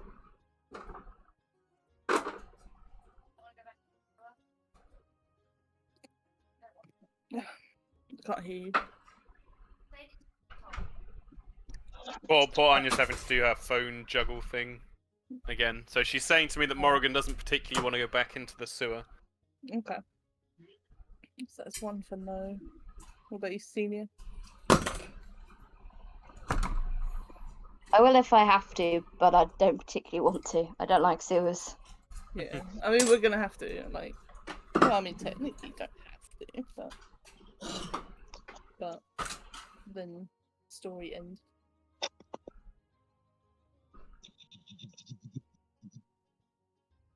Celia? Is Natalie back or not? Doesn't think seem so. like it. I will say, as you're all standing, kind of conversing, the crowd's kind of moved on or shifted around. People going about their day. It's like high season for Sea Spray. So there's loads of tourists, people bustling around. A Harangon man, a rabbit folk man, kind of presents himself to the four of you. He wears a thick brown leather jacket with white shirt underneath and a pendant, an orange crystal pendant, and he has a big smile on his face. And you see he's holding like a kind of a collection of 4 scroll cases. And he presents himself to the four of you and kind of points one in turn and just says quite quickly, "Are you Celia Brunt, Scrickell Grumman, Primrose Meadow, and Morrigan Fateweaver?" Yeah. Squickell isn't here at the moment, but I'm his brother. I see. I represent the Crystal Communications Network. We carry messages communicated through the main crystal relays in the large settlements of South Hespia. You guys would have sort of heard of this stuff through the Lady Oakleaf, but there is no main thing that you were aware of in Lumen. This is kind of like where Lumen's kind of rustic. This is like modern technology kind of thing. I carry these messages to be delivered to each of you, and he holds out a scroll case to each of you to take.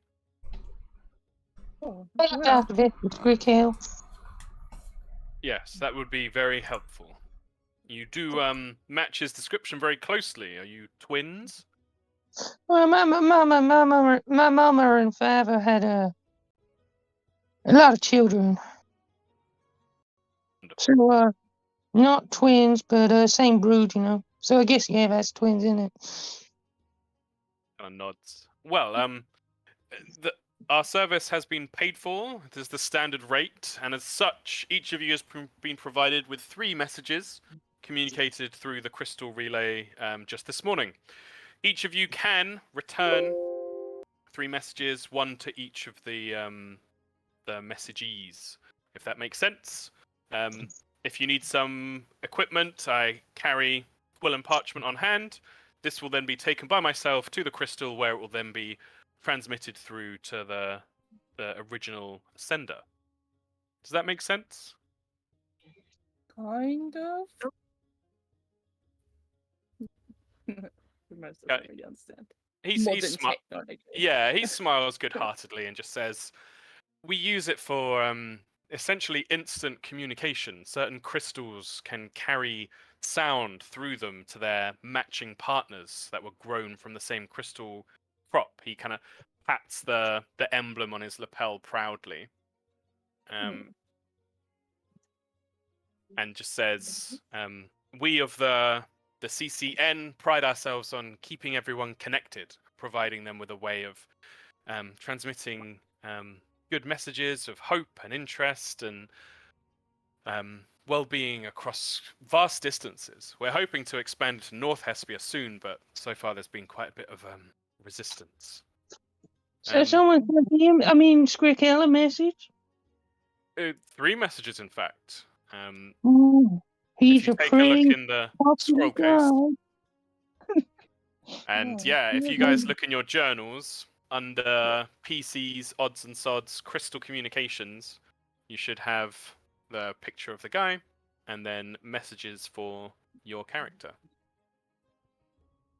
Oh yeah. He Yeah. says, "These are your private messages. I have not looked at them, but we at the Crystal Communications Network use the same method whenever messages are transmitted. People looking to transmit a message must state their name, then their target's name, who they wish to communicate the message to, and then the closest crystal relay to the target. So your messages will likely begin with the messenger's name, then your name, and then Sea Spray. When you write your return messages, I can take care of this for you. It will begin with your name, then your target's name, then your name, and then, well, wherever you're returning it to. I haven't looked at the messages. We value privacy and rapidity here at the Crystal Communications Network. Oh fuck, the last one. Whoopsie.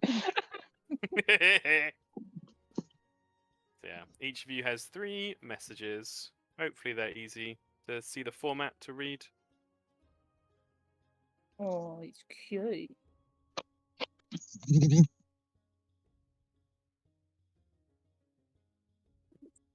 Are they? They're not read out. Are they read out loud, or are they in text? Yeah, it's interesting. So they are written on parchment. You open the scroll case and there are 3 different short scrolls, each one with a written message on. They're in an easy to read scroll, though they do look like they've been written quite quickly. But these are spoken messages through the crystal that have then been transcribed on the other side. So they read like someone's talking because the person is just transcribing the messages from spoken language coming through the crystal. No. Cute. So he says, there's no rush, but whenever you have your return messages for me, simply place them back into that scroll case. I can be found at the town hall, which is that building over there with the red roof. Or if you have a particular time in mind, just let me know, and I can come by and collect them from wherever you are staying. But your return messages are already paid for. Oh. Well, thank you. Yeah, I'll thank have you. to think. I have to think too, but Of I'll course. definitely come back to you. Wonderful. I hope the Crystal Communications Network service has been satisfactory today. Kind of smiles, does a little neat bow, and spins on his heel and kind of takes off with a Harangon loping stride. Yeah. He'd be like, Nice to Wait. meet you. Oh, You go get yourself something nice. and you give him 5 copper pieces. are these the 5 copper? Are these copper pieces that have come from the belly of an Otyug? No. Okay, very nice. He would hold out his hand and smile, and just say, "Thank you, sir. That's appreciated." I'll Primrose make pulls sure out I a get carrot. it out. Go He on, gives it to Primrose. Gives him a carrot. Oh, a carrot. He gives you Yeah. a wink. Then he's like, "Oh, thank you. It's tough keeping the energy levels up." Oh, make sure you keep them up. It's very important. Eat lots of food. That I shall. Thank you. And he goes happily loping off back towards the town hall. Oh, he was nice. And these messages are from my family. I don't know what you guys got, but I miss them. I got some from my dad, and I got one from the Elder Council. The Elder Council? The council. They said, something like, wait a minute. As he's getting it out. They basically said you're doing a bang up job.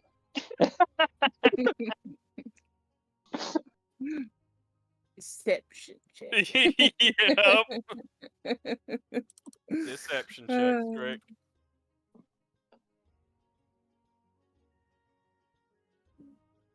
And I believe it's the perception DC of anyone listening. Mine is perception DC is 11. Your perception's 11.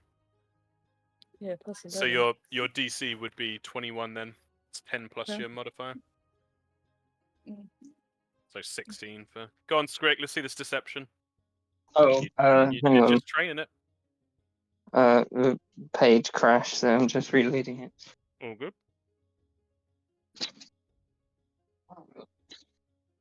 Oh no, and his laptop, so page. Oh yeah. Wait, go deep. I'm just going to take a little bit. You can roll it for me if you want. It's a +5. Cool. Sounds good. Deception. Just roll it straight from character sheet. Oh, yeah. So you've gone trained. Okay.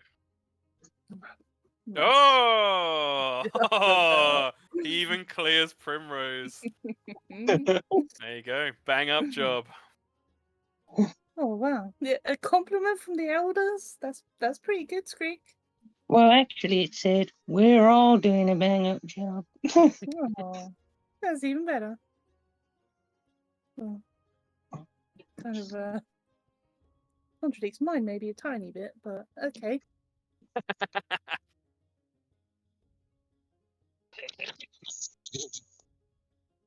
Um, before they go anywhere, Hmm. Scrick would like to check on business, but I'll let off.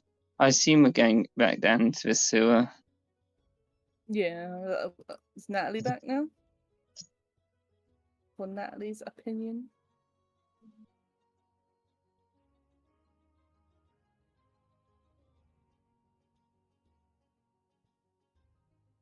Of course. Okay. We can always call it early if that is good to you. Okay. Sounds good. So yeah, what would Celia think about going down into the sewers or not? Waiting to go with the hunting party potentially later. Hmm. Potentially corrupted hunting party. Maybe not. Yeah, there's a lot of pieces at play. I think we'll say for the sake of ease that you guys take a very quick break in the inn, just while Scrick goes to check on his business associates. Scrick, you find they are all there. The first, Evil, the young lad, the thief, the aspiring thief, kind of swaggers up to you with a big smile on his face and drops 2 gold pieces into your hand. Yeah, he takes one and he's like, You keep that other one. Right you are. And that's just the beginning. Got that from a lazy nobleman walking down the street. His purse practically fell off. I believe you. Let's just say it did fall off. Yeah. And what are you thinking about maybe me moving up a little bit and things? Maybe casing one of the bigger shops, you know? I can definitely do it. I've got a different proposition for you, if you're interested. Yeah, I'm all ears. You ever heard of someone called Charisse who lives on a gilded isle? Of course. She's a living legend around here. Yeah, well, my friend said they saw some swag in there. Ah. Wow. Pretty nice swag. Robbing one of the Gilded Isle places. Yeah. Well, if you I'm think you're up totally to up it, for it. Of course. and while you're in there, maybe have a look for some documents. I have a little suspicion about our friend, Miss Charisse. See. Okay, documents and then anything valuable, I suppose. Anything you want. Oh, excellent. But Yeah, obviously, yeah. don't get caught. As if I'd ever get caught. He kind of flashes you a winning smile and flicks his wavy hair off to the side. Right, I'll get my stuff ready and I'll scope it out. Now, maybe just scope it out tonight. It's a big job. Tell me what you see tomorrow, and then I'll give the go-ahead. That's all right. Sure, boss. Yeah, okay. Today and tomorrow. It is a big job. That does make sense. Even the best thieves have to play it smart. I'll go scope it out. Yeah, we gotta play it cool. See if there's any traps or anything. Don't Yeah. trust those nobles. He gives you a wink and heads off. In the rest of the warehouse, you see the other 3, which seem to have sort of bonded into a unit now. You currently see the pink-skinned tiefling woman, Zessaria, purple-skinned rather, scolding Silas. The sight of this fairly short, kind of slight tiefling woman just wagging her finger in the face of this gigantic, muscular gnoll is an interesting one. And then you see Kefri off to the side, who's just kind of taking a break and wiping their forehead, but gives you a kind of exhausted wave as you head on over. All right, everybody. Any news to update me with? And straight to you with her hands balled on her hips, and says, "This big lump brought a load of heat down upon us." Shit. I heard about this, but I've sorted it out. He's got a warning. Silas, with like this big sad face, like a dog that knows he's done something wrong, looks at you and just says, "Sorry." I don't mind, Silas. Just make sure you don't go outside the warehouse from now on. Kind of nods sadly to himself. Right. Cesaria kind of rolls her eyes and then says to you, "Apart from that, it has been going rather well, actually. Take a look." As she like leads you around the corner of these boxes, you can see that much of the warehouse has been cleared. Ooh, nice. You all did a bang-up job in here. That's for sure. Find anything interesting?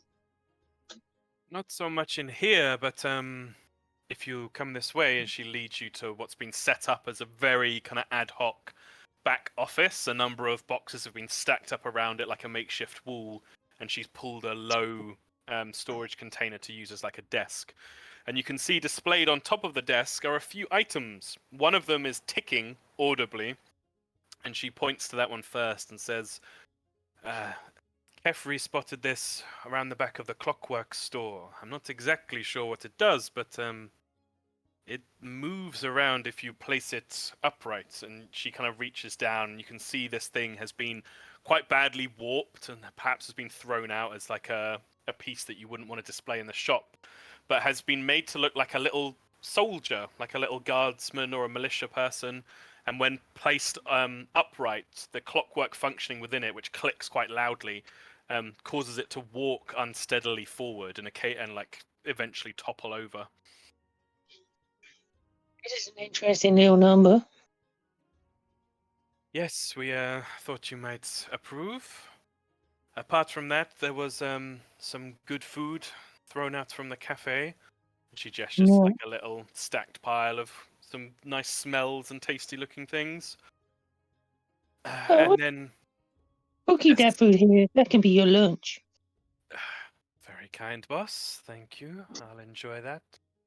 And finally, well, quite the collection. And she, instead of on the desk, she gestures up, and you can see they've been like kind of hung along the boxes, the makeshift wall, is a number of different garments. There are some very pretty and well-made dresses, some more sort of overtly masculine items of clothing, some kind of like silk elements for like neckties and cravats and things like that, handkerchiefs. And she says, "I think perhaps it is the new season on the 4th floor of the Flourish.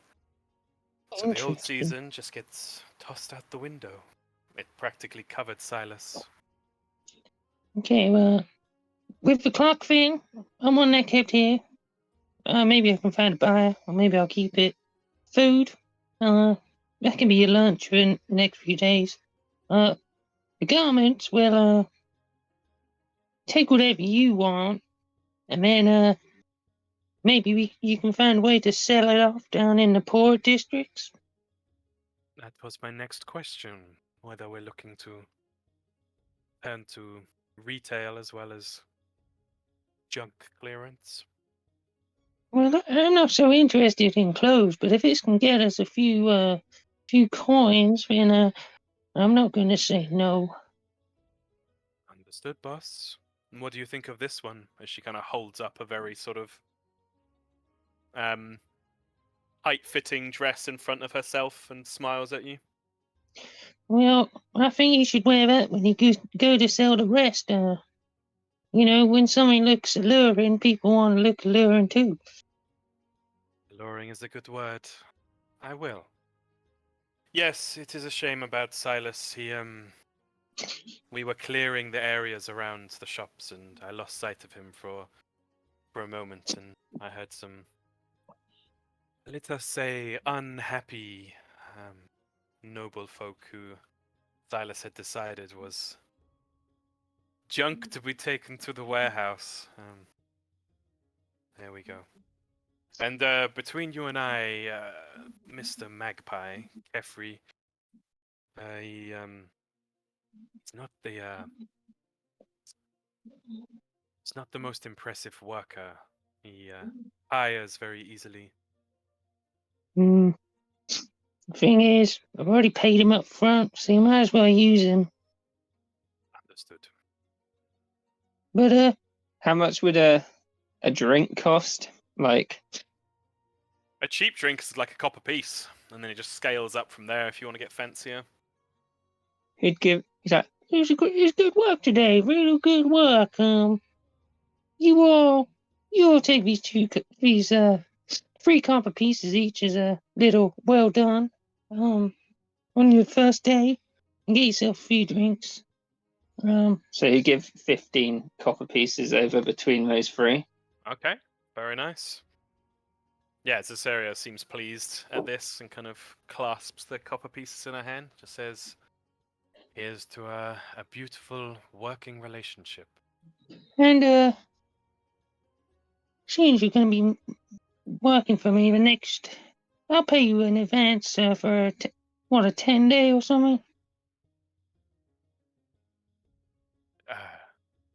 Sure, if you're willing to advance us that far ahead. I'll do 3 days actually. Make sure that this today that keeps going. So Okay, would that be 9 silver pieces? very nice. Yeah. Yeah, she seems very pleased, and assures you that she'll make sure they're working well. Cool. Can you give a look at this clock? Give a look at this clock thing.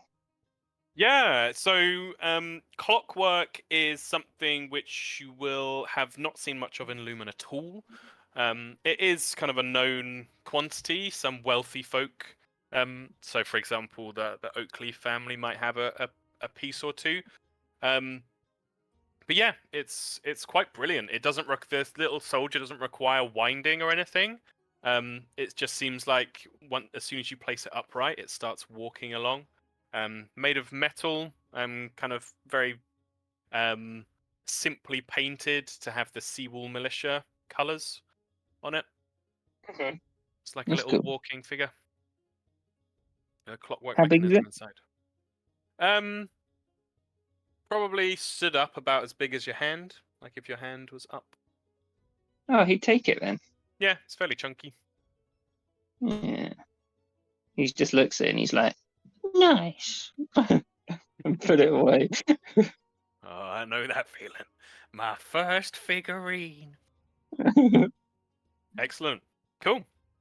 So you leave those guys to their thing and head back.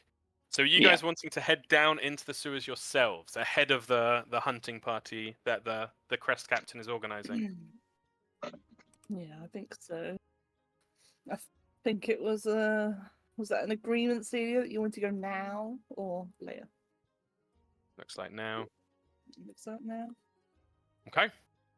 So you gather yourselves, having been given a few side eyes for your stinky states in the inn. In fact, you guys would not have had this because Skrick wasn't there. But as soon as Skrick gets back, we're not going to RP it out. But Skrick, you get a real talking to from Patty about the gremlin. By all accounts, the gremlin, she doesn't know its name, is causing all kinds of hell in the top floor of the Salty Knucklebone Inn. Oh shit. You want me to go up and talk to him? Well, she'd basically say to you, you either need to deal with it, or you need to start paying me for the damage this thing's causing. He's eaten all my books. There's, like, mess everywhere. There's holes in the walls. She can hear him, like, running around in between the walls of the upstairs. She's been chasing him around with a broom this whole time. He could have a word then. Okay. You head upstairs and you hear it as well. There's like this scurrying sound on the inside of the walls, and it only takes a few moments before you see the sight of Soggy Bit on all fours, just like running out of a little hole he's made in one of the skirting boards. Like Soggy. He'd turn round like a startled deer in the headlights and just be like, oh no, and start running away from you on two legs. Yeah, he's like, No, I'm not coming to get you. Just need a word. He'd stop at the end of the corridor and just kind of turn around and sit down and look sort of like fearfully, like cringingly towards you and just be like, I won't go back in the bottle. I'm not asking you to go back in the bottle. Soggy, we're staying here. Making my life hard. If you're gonna, if you're gonna, Soggy you Bit can- is sorry. if you're gonna mess around, don't do it in here. Do it somewhere else. Oh. Soggy Bit thought he wasn't allowed to leave. Yeah, I might have made a mistake there. Can we go to, you said, a warehouse? Mm, Lots of Mhm. space, lots of things at a warehouse. Just been cleaned up. Oh! Is a Well- warehouse a person who turns into a house at the full moon? what you know in the in the vicinity around the warehouse, Yeah. are there other warehouses? Yeah, not too far away. The Mar Fishery and the kind of outbuildings around there and other, warehouse-like buildings. Are they equally dilapidated? Not all of them, but some of them are. Right. I'll take you to the warehouse, but you gotta promise my warehouse. You don't take anything from there. You take it from the other warehouses. Soggy Bit promises. Soggy Bit's a good boy. And the thing is, I know you behave because there's a giant gnoll there. And if he finds you, he'll smush you. His little smile just disappears immediately. Oh, all right. So no stealing from my warehouse. What But you if can do. old books come into the warehouse? Can Soggy Bit eat them? Hmm. Yeah, actually, that's a good idea. Mm. There's no more Yeah. books in this place. They ran out. Yeah, I know. As he looks at him. Soggy Bit looks at the ground. All right, Soggy. The deal is, you live at the warehouse. Any books that come in, you can eat them. But no stealing from my warehouse. Tom, what I said was, I like to think he doesn't eat the covers, and if he queried it, he'd be like, some people don't eat their crust. Yeah, he would just say, yes, best deal. Soggy Bit, no need to steal if books come to warehouse. Soggy Bit was so hungry. So the deal, you stay at the warehouse. If books come in, you can eat them. You can go outside the warehouse. You're not allowed to eat anything in my warehouse unless it's a book. Or the gnoll will smush you. You got that? No smush, eat book, no steal from you. Good. Now, you can sit in my pocket. As he opens it up. And I'll take you there. You smell nice. As he like crawls up into the pocket. Thank you, Soggy. And Scrick is annoyed, but and he'd go downstairs and he'd go up to Patty. Yeah. He'd be like, Someone wants to say sorry for eating your books. and he opens his coat You open your coat, and as the pocket is exposed to Patty, and she kind of looks down at it, you just hear this little angry broom lady as he starts Say like sorry. crawling out of your pocket. But as you Say say sorry. sorry, he like hangs his head, just says, Doggy Bit is sorry that your books were so tasty. She just like rolls her eyes and huffs and says, like leans in towards you, Scrick, and just says, "You're lucky you gave me a platinum piece before." Well, you won't see him again. And then just like with the back of her hand, just lightly like knocks your pocket, and you hear this little, and she walks off.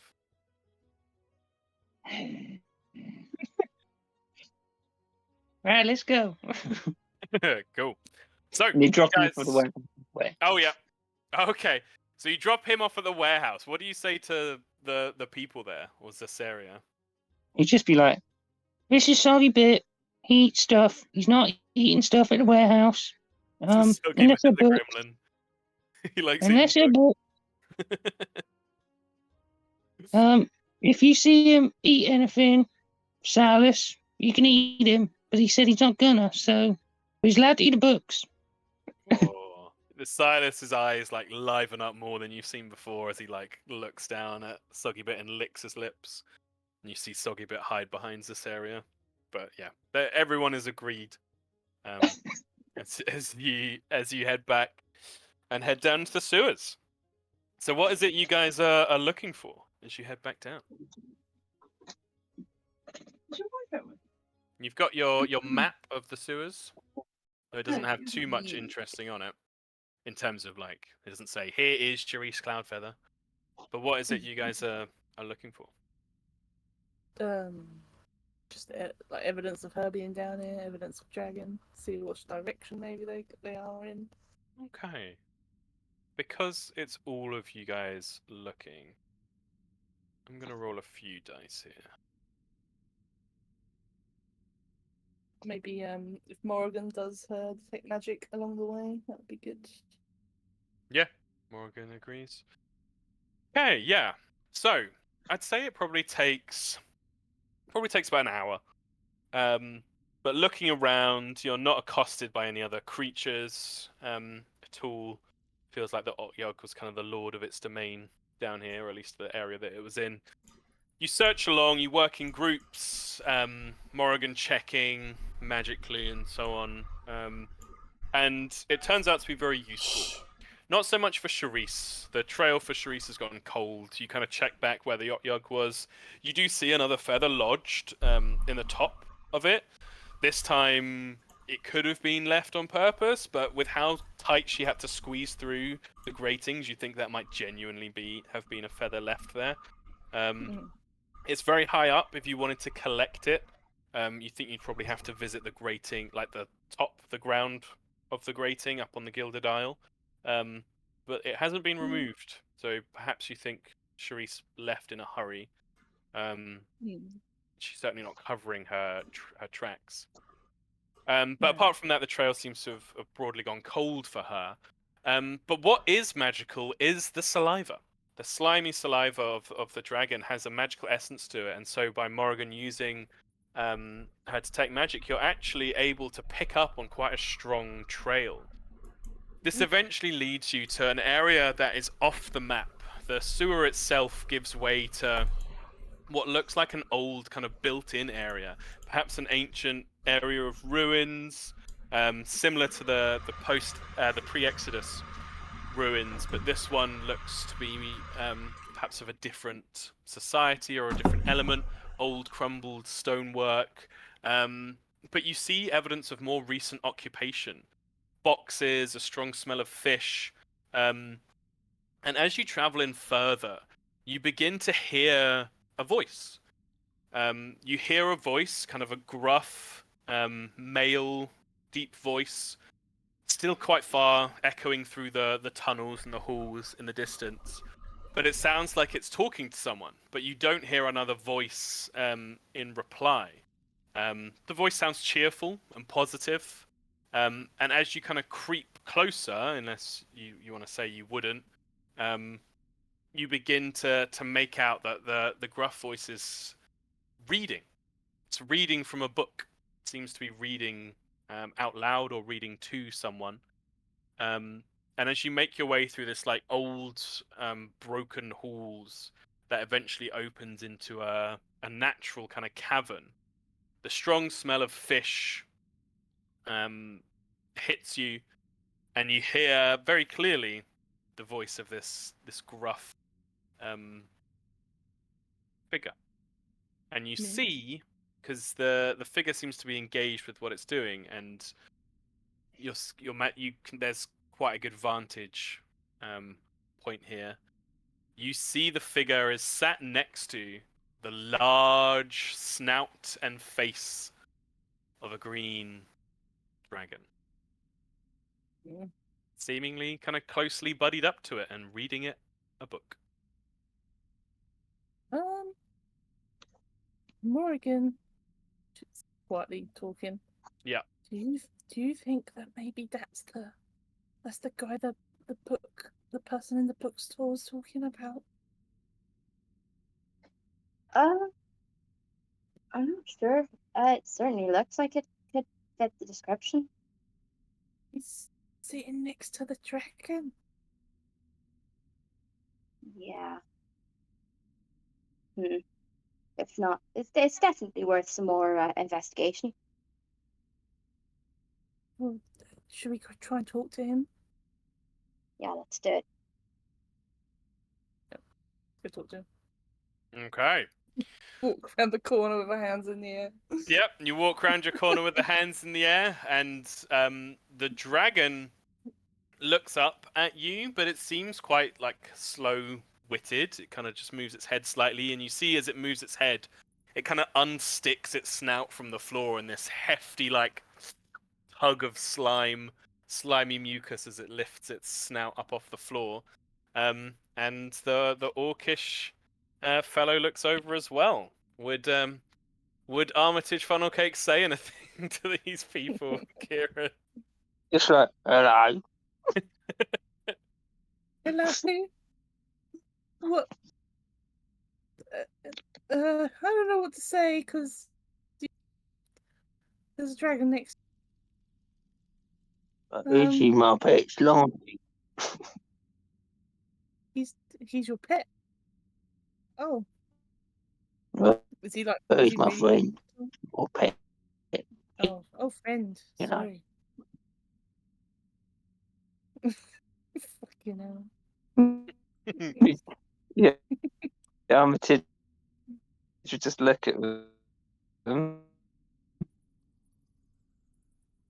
We come for store. No, actually, no. We kind of came to try and find this mysterious dragon that's been in the sewers.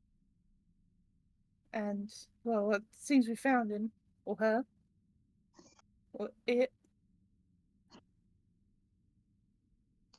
or them. Just looks at them. Sort of beating on the answer for Armitage. But also also there's the book lady above, and she would like her books back as well, and she says that there's slime all over them and that maybe there shouldn't be slime on them, and now I can see where the slimes come from. I didn't take them. But anyway. Well, This whole time, the green dragon is watching you two talk like someone at a tennis match. Its head's like slowly going no, it's cute. to the other side. Yeah, it's a big dragon. He looks well fed. He looks powerful. Looks like he's growing in size. Still young for a dragon, and just has this copious like slime coming out of his nose, his snout, and his mouth. But is just watching you two talk. He's friendly, I guess. But Yeah, he's my friend.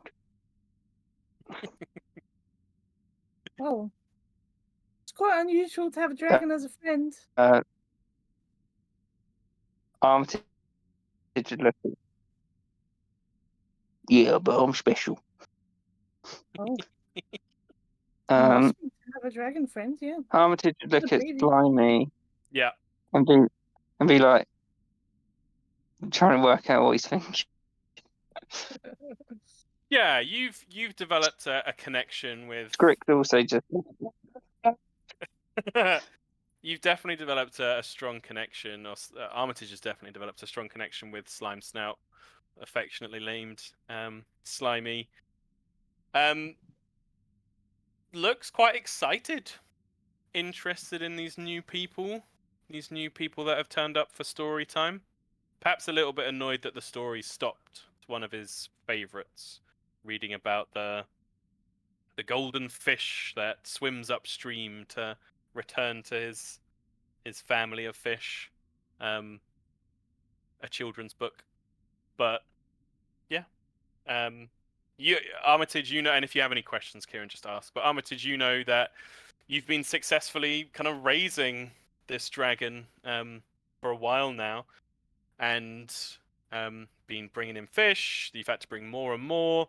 The dragon's gotten kind of restless at times and started wandering out into the sewers occasionally.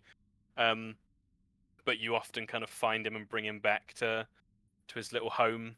You've been reading to him and trying to get some fancier books to read to him. The dragon's powers have been developing more and more, and it's not often that Slimy uses them. It's not often there's any threat at all. But there have been times when you've had to, or you've witnessed him, like, the dragon breath, like gouts of poisonous gas shot out and just immediately killing, like, this whole if it's like, let's say there were like some giant rats that just got killed instantly.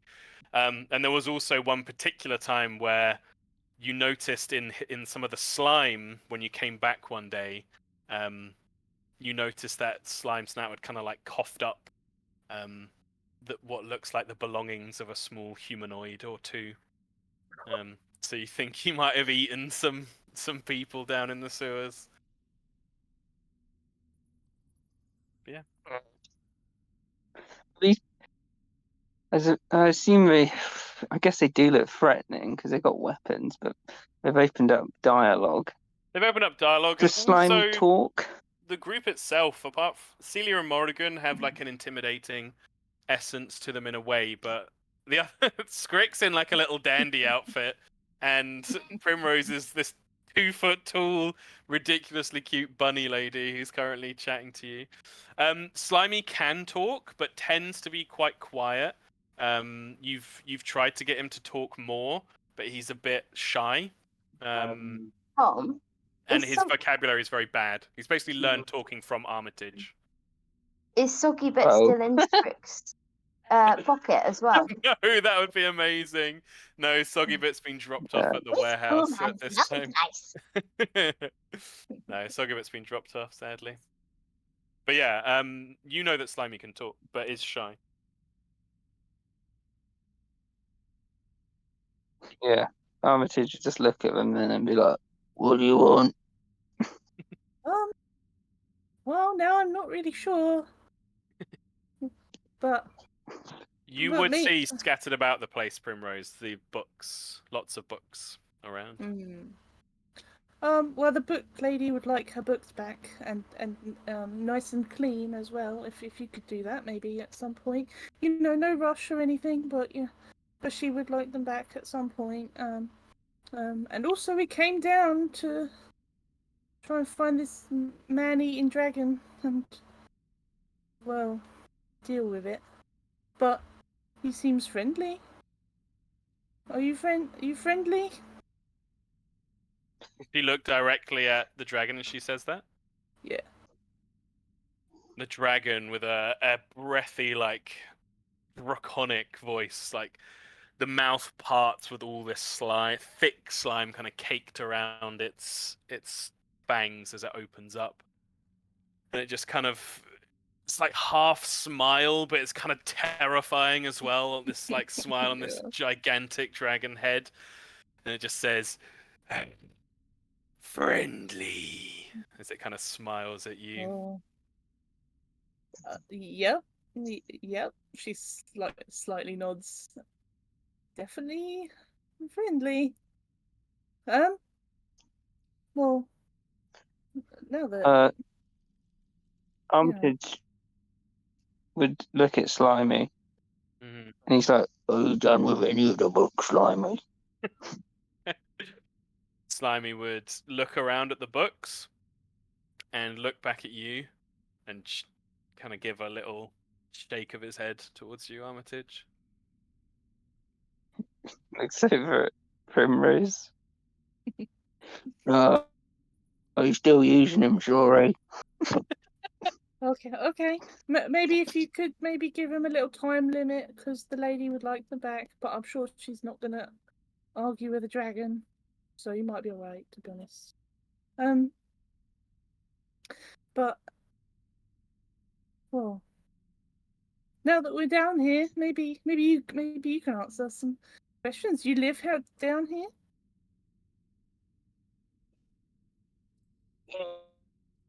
I do now. What do you want to know? Well, I was just wondering if you've seen Charisse Cloudfeather. You might know her from tales and stories. She's a great huntress and whatever else she was. Can't remember. A bard. And You have seen Charisse Armitage a couple of times. She's actually you've seen her, I'd say, on two separate occasions. Once probably about a month ago, and then before that another couple of months. Like intermittently, you've seen her moving through the sewers in quite a hurried and hidden capacity. But she's very recognizable with her feathers. Oh, yeah, I've seen her. She been sneaking around down here. oh, really? Did you see what she was doing down here at all, or where she went? Maybe. You just caught glimpses of her moving through the sewers. Okay. You would know. I mean, it depends how the conversation goes, but essentially, you would know that the two times you've seen her have been near the entrance to. No, actually, that would make sense. Yes, there would actually be some useful information there in that you would have seen her near where you don't know, but Primrose knows that the sewers connect to the stairs up into the kind of altar room where Cadsworth died. Mm. So yeah, if Armitage kind of described where he saw her, you would probably be able to put it together. Primrose and the group would. Mm. It seems like That's why she's gone there a few times, you for sure, over the past few months. That's where we were earlier. That's where we've been before. Yes. Yeah. Doesn't give us any new information really. We already kind of know she's been there.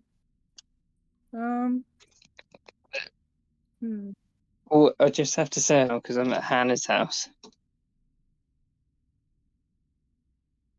Well, yeah. What?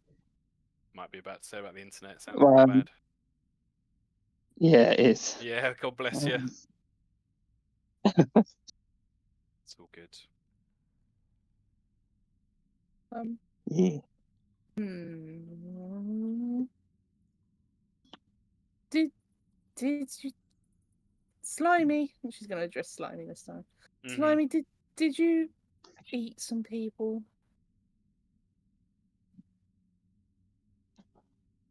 Primrose, do a. Yeah. You have. Well, actually, that's not really it's kind of half relevant for Slimy. You can roll because you have the. Is it like natural empathy or something? Yeah, Yeah. wild empathy, where you get to roll. You still roll diplomacy though, don't you? Yeah. Yeah. So yeah, roll diplomacy for me, please. Okay. This is just. Oh.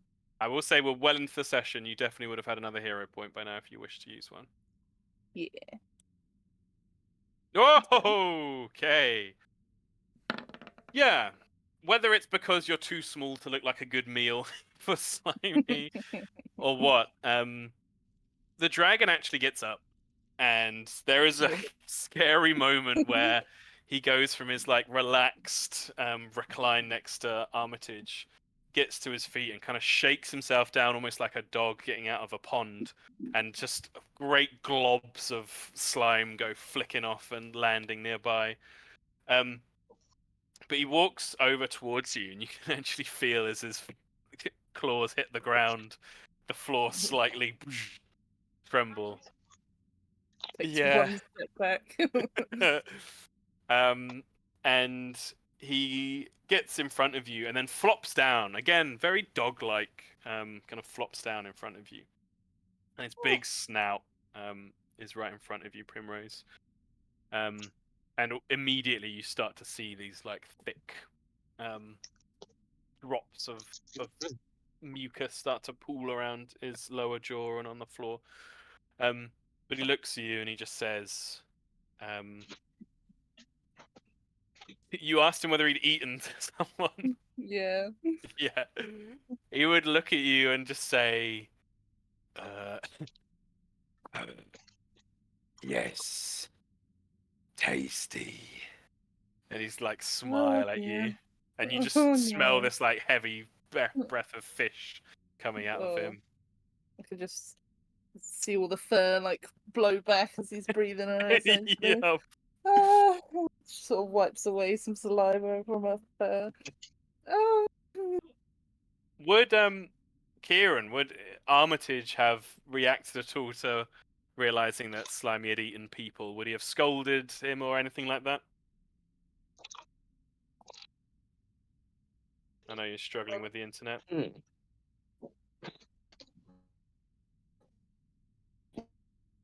Thinking. Yeah, no worries at all.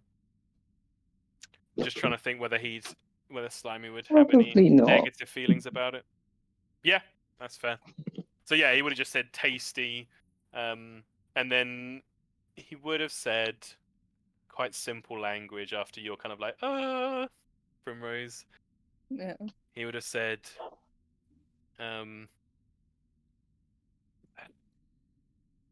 not chewy like fish. They were bony and small. Do you prefer the fish? I hope you prefer the fish. There's like, he kind of nods and you hear the squelch of the slime as he's nodding. Okay.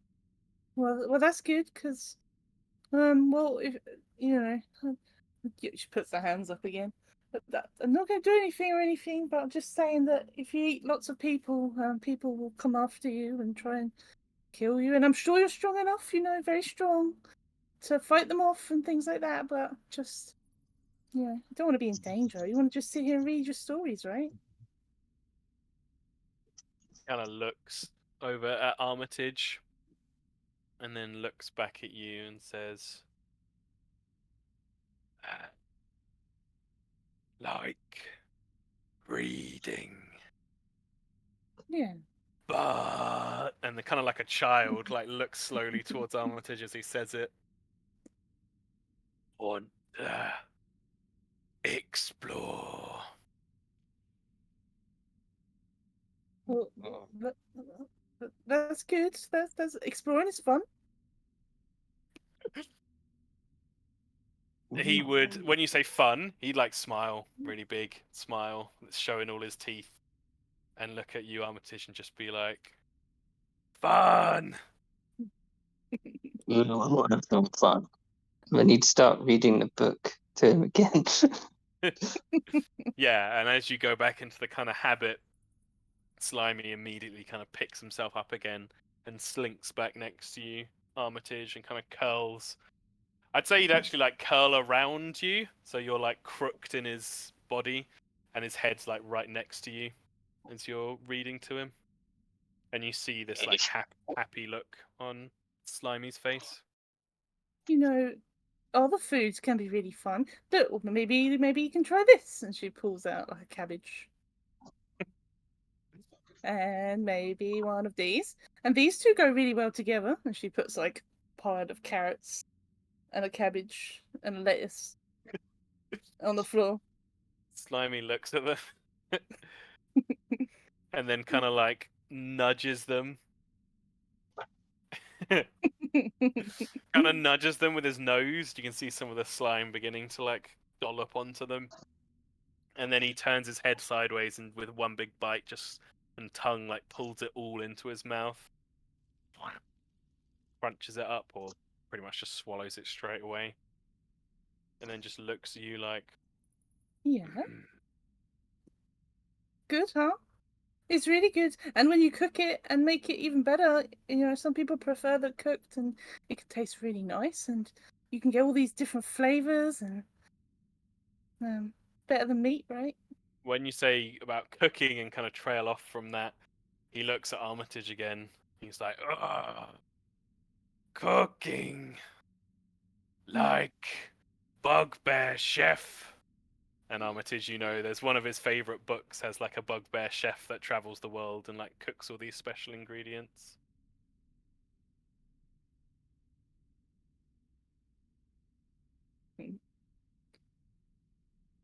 It's... What was it? Fry Up. Is it Fry Up's cookbook? If Kieran wants to, I will gladly make Fry Up canon in this world. Fry Up belongs everywhere. But like the bugbear. He'd be like, I should have trust on me, but cooking's hard. I kind of Well, want it to be that like he's done a cookbook for all different races because he's an idiot. So it's like cooking for mitflets, cooking for... yeah, Slimy would then kind of nod and look back to you, Primrose, and just go, don't like. And the big tongue comes out, bleh, and you see the carrots kind of half digested already, Yeah. kind of plop onto the floor. Oh, well, that's okay. There's plenty of other things to try in the world. Have you tried anything else? And he looks at Scrick. No, not people. Tasty rats.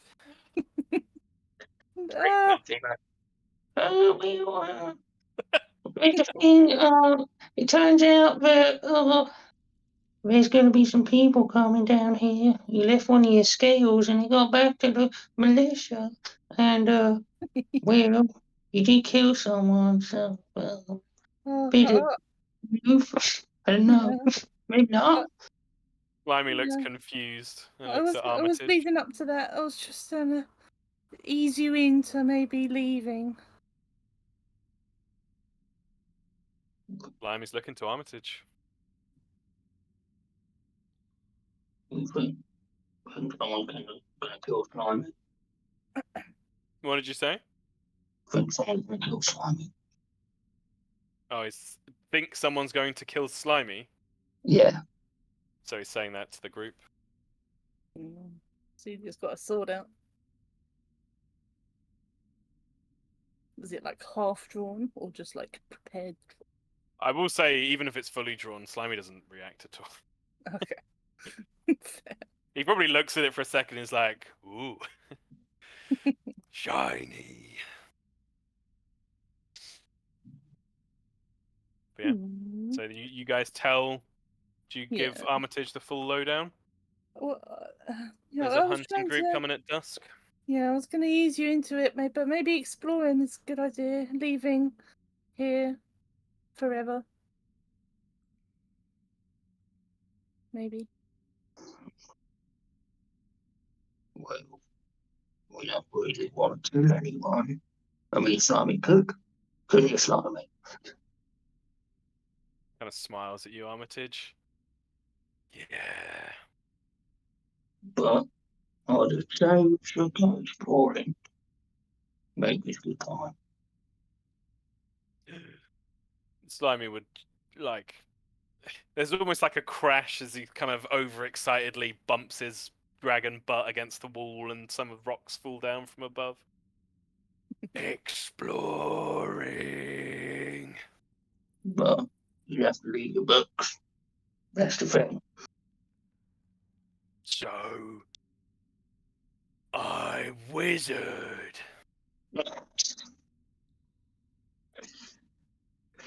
Slimy would then like get up and start like, which is very difficult for a large dragon. Try and like pick Small up the spoon. little books in his claws and with his mouth, just like trying to gather them in. If you want to go slimy, I'll take the favourites. But otherwise, we have to stay here until 11. I don't really want to do that. Don't do that, please.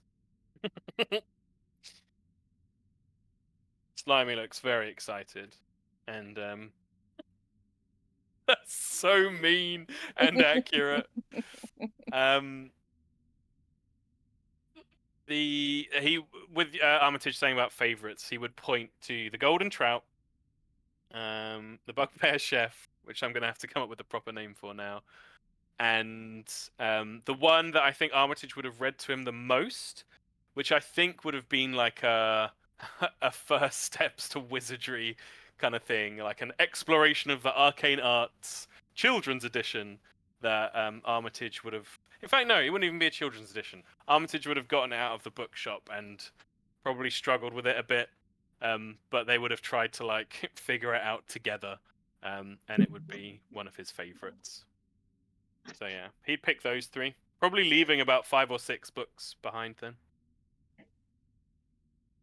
Armitage looked back and he's like, well, thanks for not getting yourself killed. But, yeah. We're gonna go be wizards up north. Okay. Maybe try to not go into towns and things. You know. We'll see what's like. And also try lots of vegetables. There's lots of different kinds. I can tell you some more. Primrose just starts listing off loads of vegetables off her head. Slimy like starts trying to repeat them after you. Exactly. Potato. That was the best one. That's the most versatile one. You'll really like that one. Vermicile. Potato. Yeah, exactly. I think Armitage would take up one of the books that's getting left. He'd brush off the mucus really badly. He's like, this isn't clean. And like chuck it on the floor. Yeah, that's kind of clean. Yeah, Slimy would like use his tail to knock some of the other books towards you, Primrose, and give you a smile, and just say, "Potato," which seems to be his new favorite word of the moment. Yeah, potato. I hope you try lots of potatoes. He'd look at you, Armitage, and say, "Potato." I'll try to make mashed potato with my axe. Okay. Yeah, and so- you see that there is. I mean, Armitage would 100% know this. There is a tunnel that was there when you first kind of met Slimy and settled down to the place, Armitage. A tunnel up to the surface, well outside of the, out of Sea Spray, and to the north. So Mm. you can Nice. head off. Yeah, I'd leave. Can't tell you how difficult it is for me not to just, as the DM, be like, right, Sack lights the Lumen. I'm just gonna play Armitage and Slimy go to the big city campaign now. But yes, you see the strange sight of this orcish man who looks strong, carries a large axe, if I remember correctly, across his back, but also like wears. Doesn't he wear like wizard's robes? Isn't he made up to be like a wizard? I think it'd be getting there. He'd have found Yeah. a shitty bloke he's got on. Over And you see Slimy clearly has a very strong bond with Armitage and kind of walks like right by his side, but is also very excitable about heading up out into the open. But yeah, Primrose, you're going to have to do some slime scraping, or the rest of you are going to have to do some slime scraping, but I'd say there's six books left over, and you know that I believe it was 2 gold pieces per book returned to the bookshop. Nice. If you get them back, there'll be 12. Bear that in mind. But yeah, I mean, we still haven't found Charisse. No, the Charisse trail's a frustrating one. Yeah. Yeah. Hum. Hum-ba-dum. Depends totally on what you guys want to do. Maybe if we go back up, because she's not down here. Nope, Probably. nowhere to be seen. Yeah. If we go back up, then we can maybe go near Charisse's house and have well, both Skrick and Revna, they could do their Mhm. little smelling thing and see if she's in our house or Mhm. near our house. Do you want to go on to the Gilded Isle? Yes. So on each of the entrances, which is the two bridges, the Gilded yeah, Isle, there are thing. guards. Damn it. However, if you did go there, you would be waved through and directed towards the Mar Mentz and be told that the Baroness awaits you. Okay. Is there some way like that we can sneak to the near the house? To, like, smell Yeah, or not really? the guards don't escort you. They just wave you through and say, "Yep, the Baroness is expecting you." So you can Okay. go over to Charisse's house and then go back to the Baroness's house. Yeah. So between Revna, I'll say like as you get there, well actually, Skrick, you would notice a couple of things. You would notice a not very subtle and probably incredibly lucky that he hasn't been spotted by the guards. Evil Broadbelt, your aspiring thief, is currently on the roof of Charisse Cloudfeather's house. Yeah. If the guards on the other bridge literally turned around, they would see him immediately. But he's like, you know, like a primary school kid pretending to be a ninja, like crawling across the roof kind of thing. But you're all just watching this idiot just like combat crawling across the roof of this house. It's great idea. I might have seen a guy here. Maybe if he gets seen, he'll provide a good distraction for us. Maybe. It doesn't take long, kind of poking around the house sneakily. But there's a reason I'm not rolling anything. Revna and Skrick with his nose as well. And just the look of the house and kind of like peeking through the window, it doesn't look like Charisse is there. Mm. The house looks empty. If she's not in there, then no, we can't really go in there with people around, guards and stuff. Yeah, the Gilded Isle's a lot less populated, but there are still people around, yeah.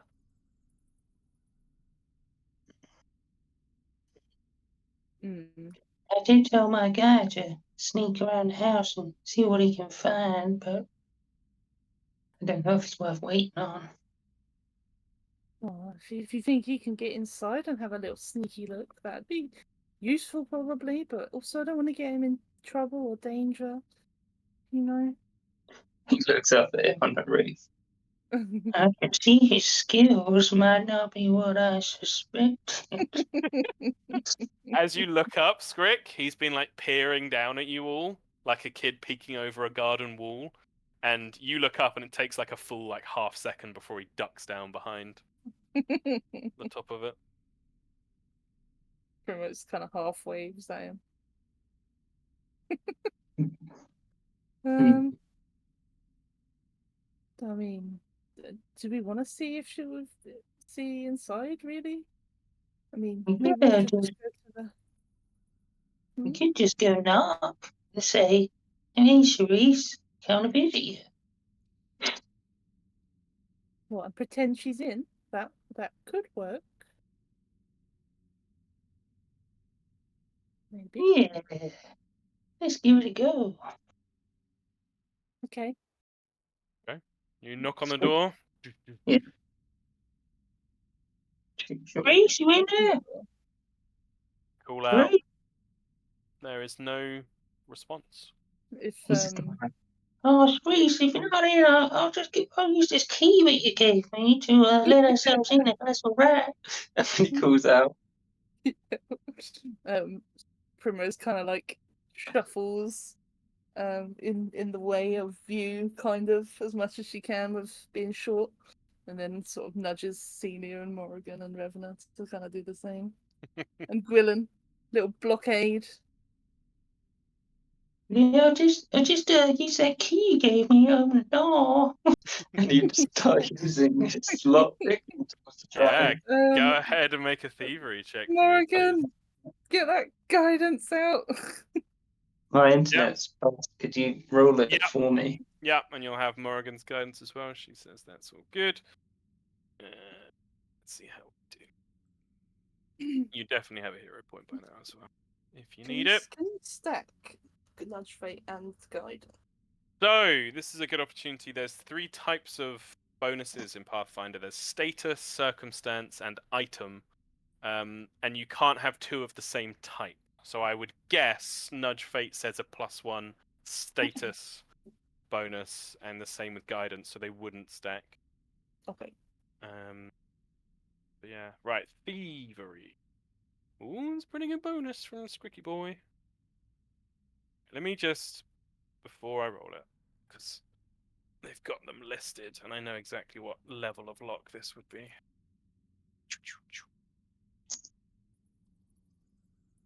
Lock. Yeah, this level.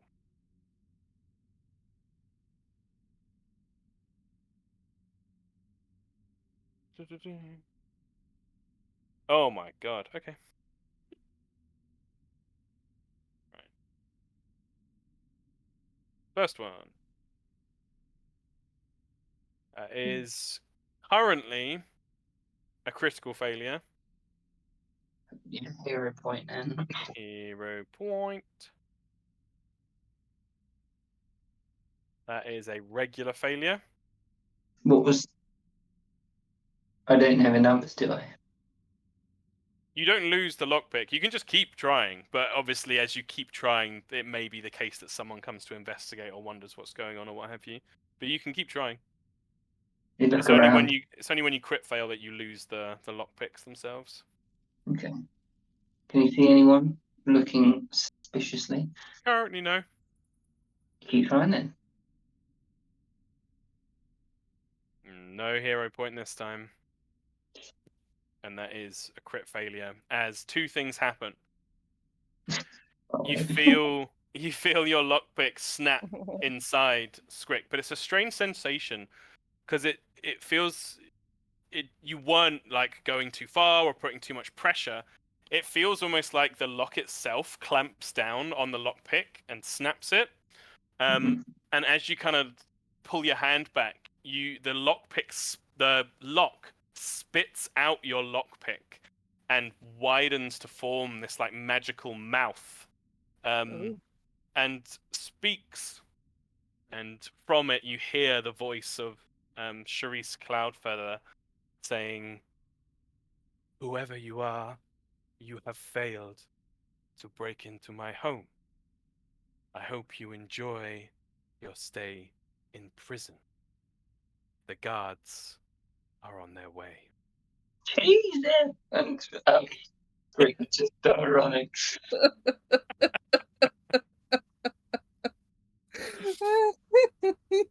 You start sprinting. Scrick does. What do the rest of you do? He head for the sewer where he saw that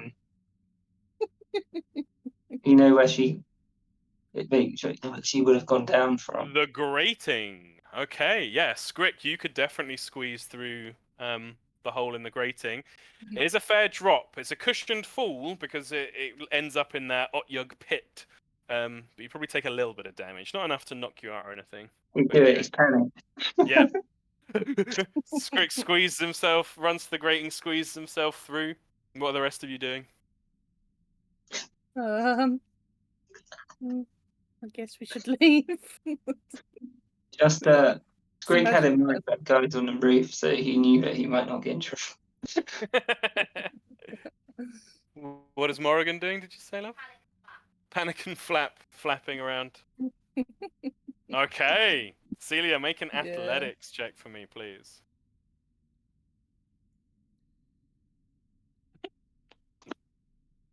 So Primrose, as you watch Morrigan kind of like panicking, and Scrick run off and squeeze himself through the grating, now tumbling down into the sewers.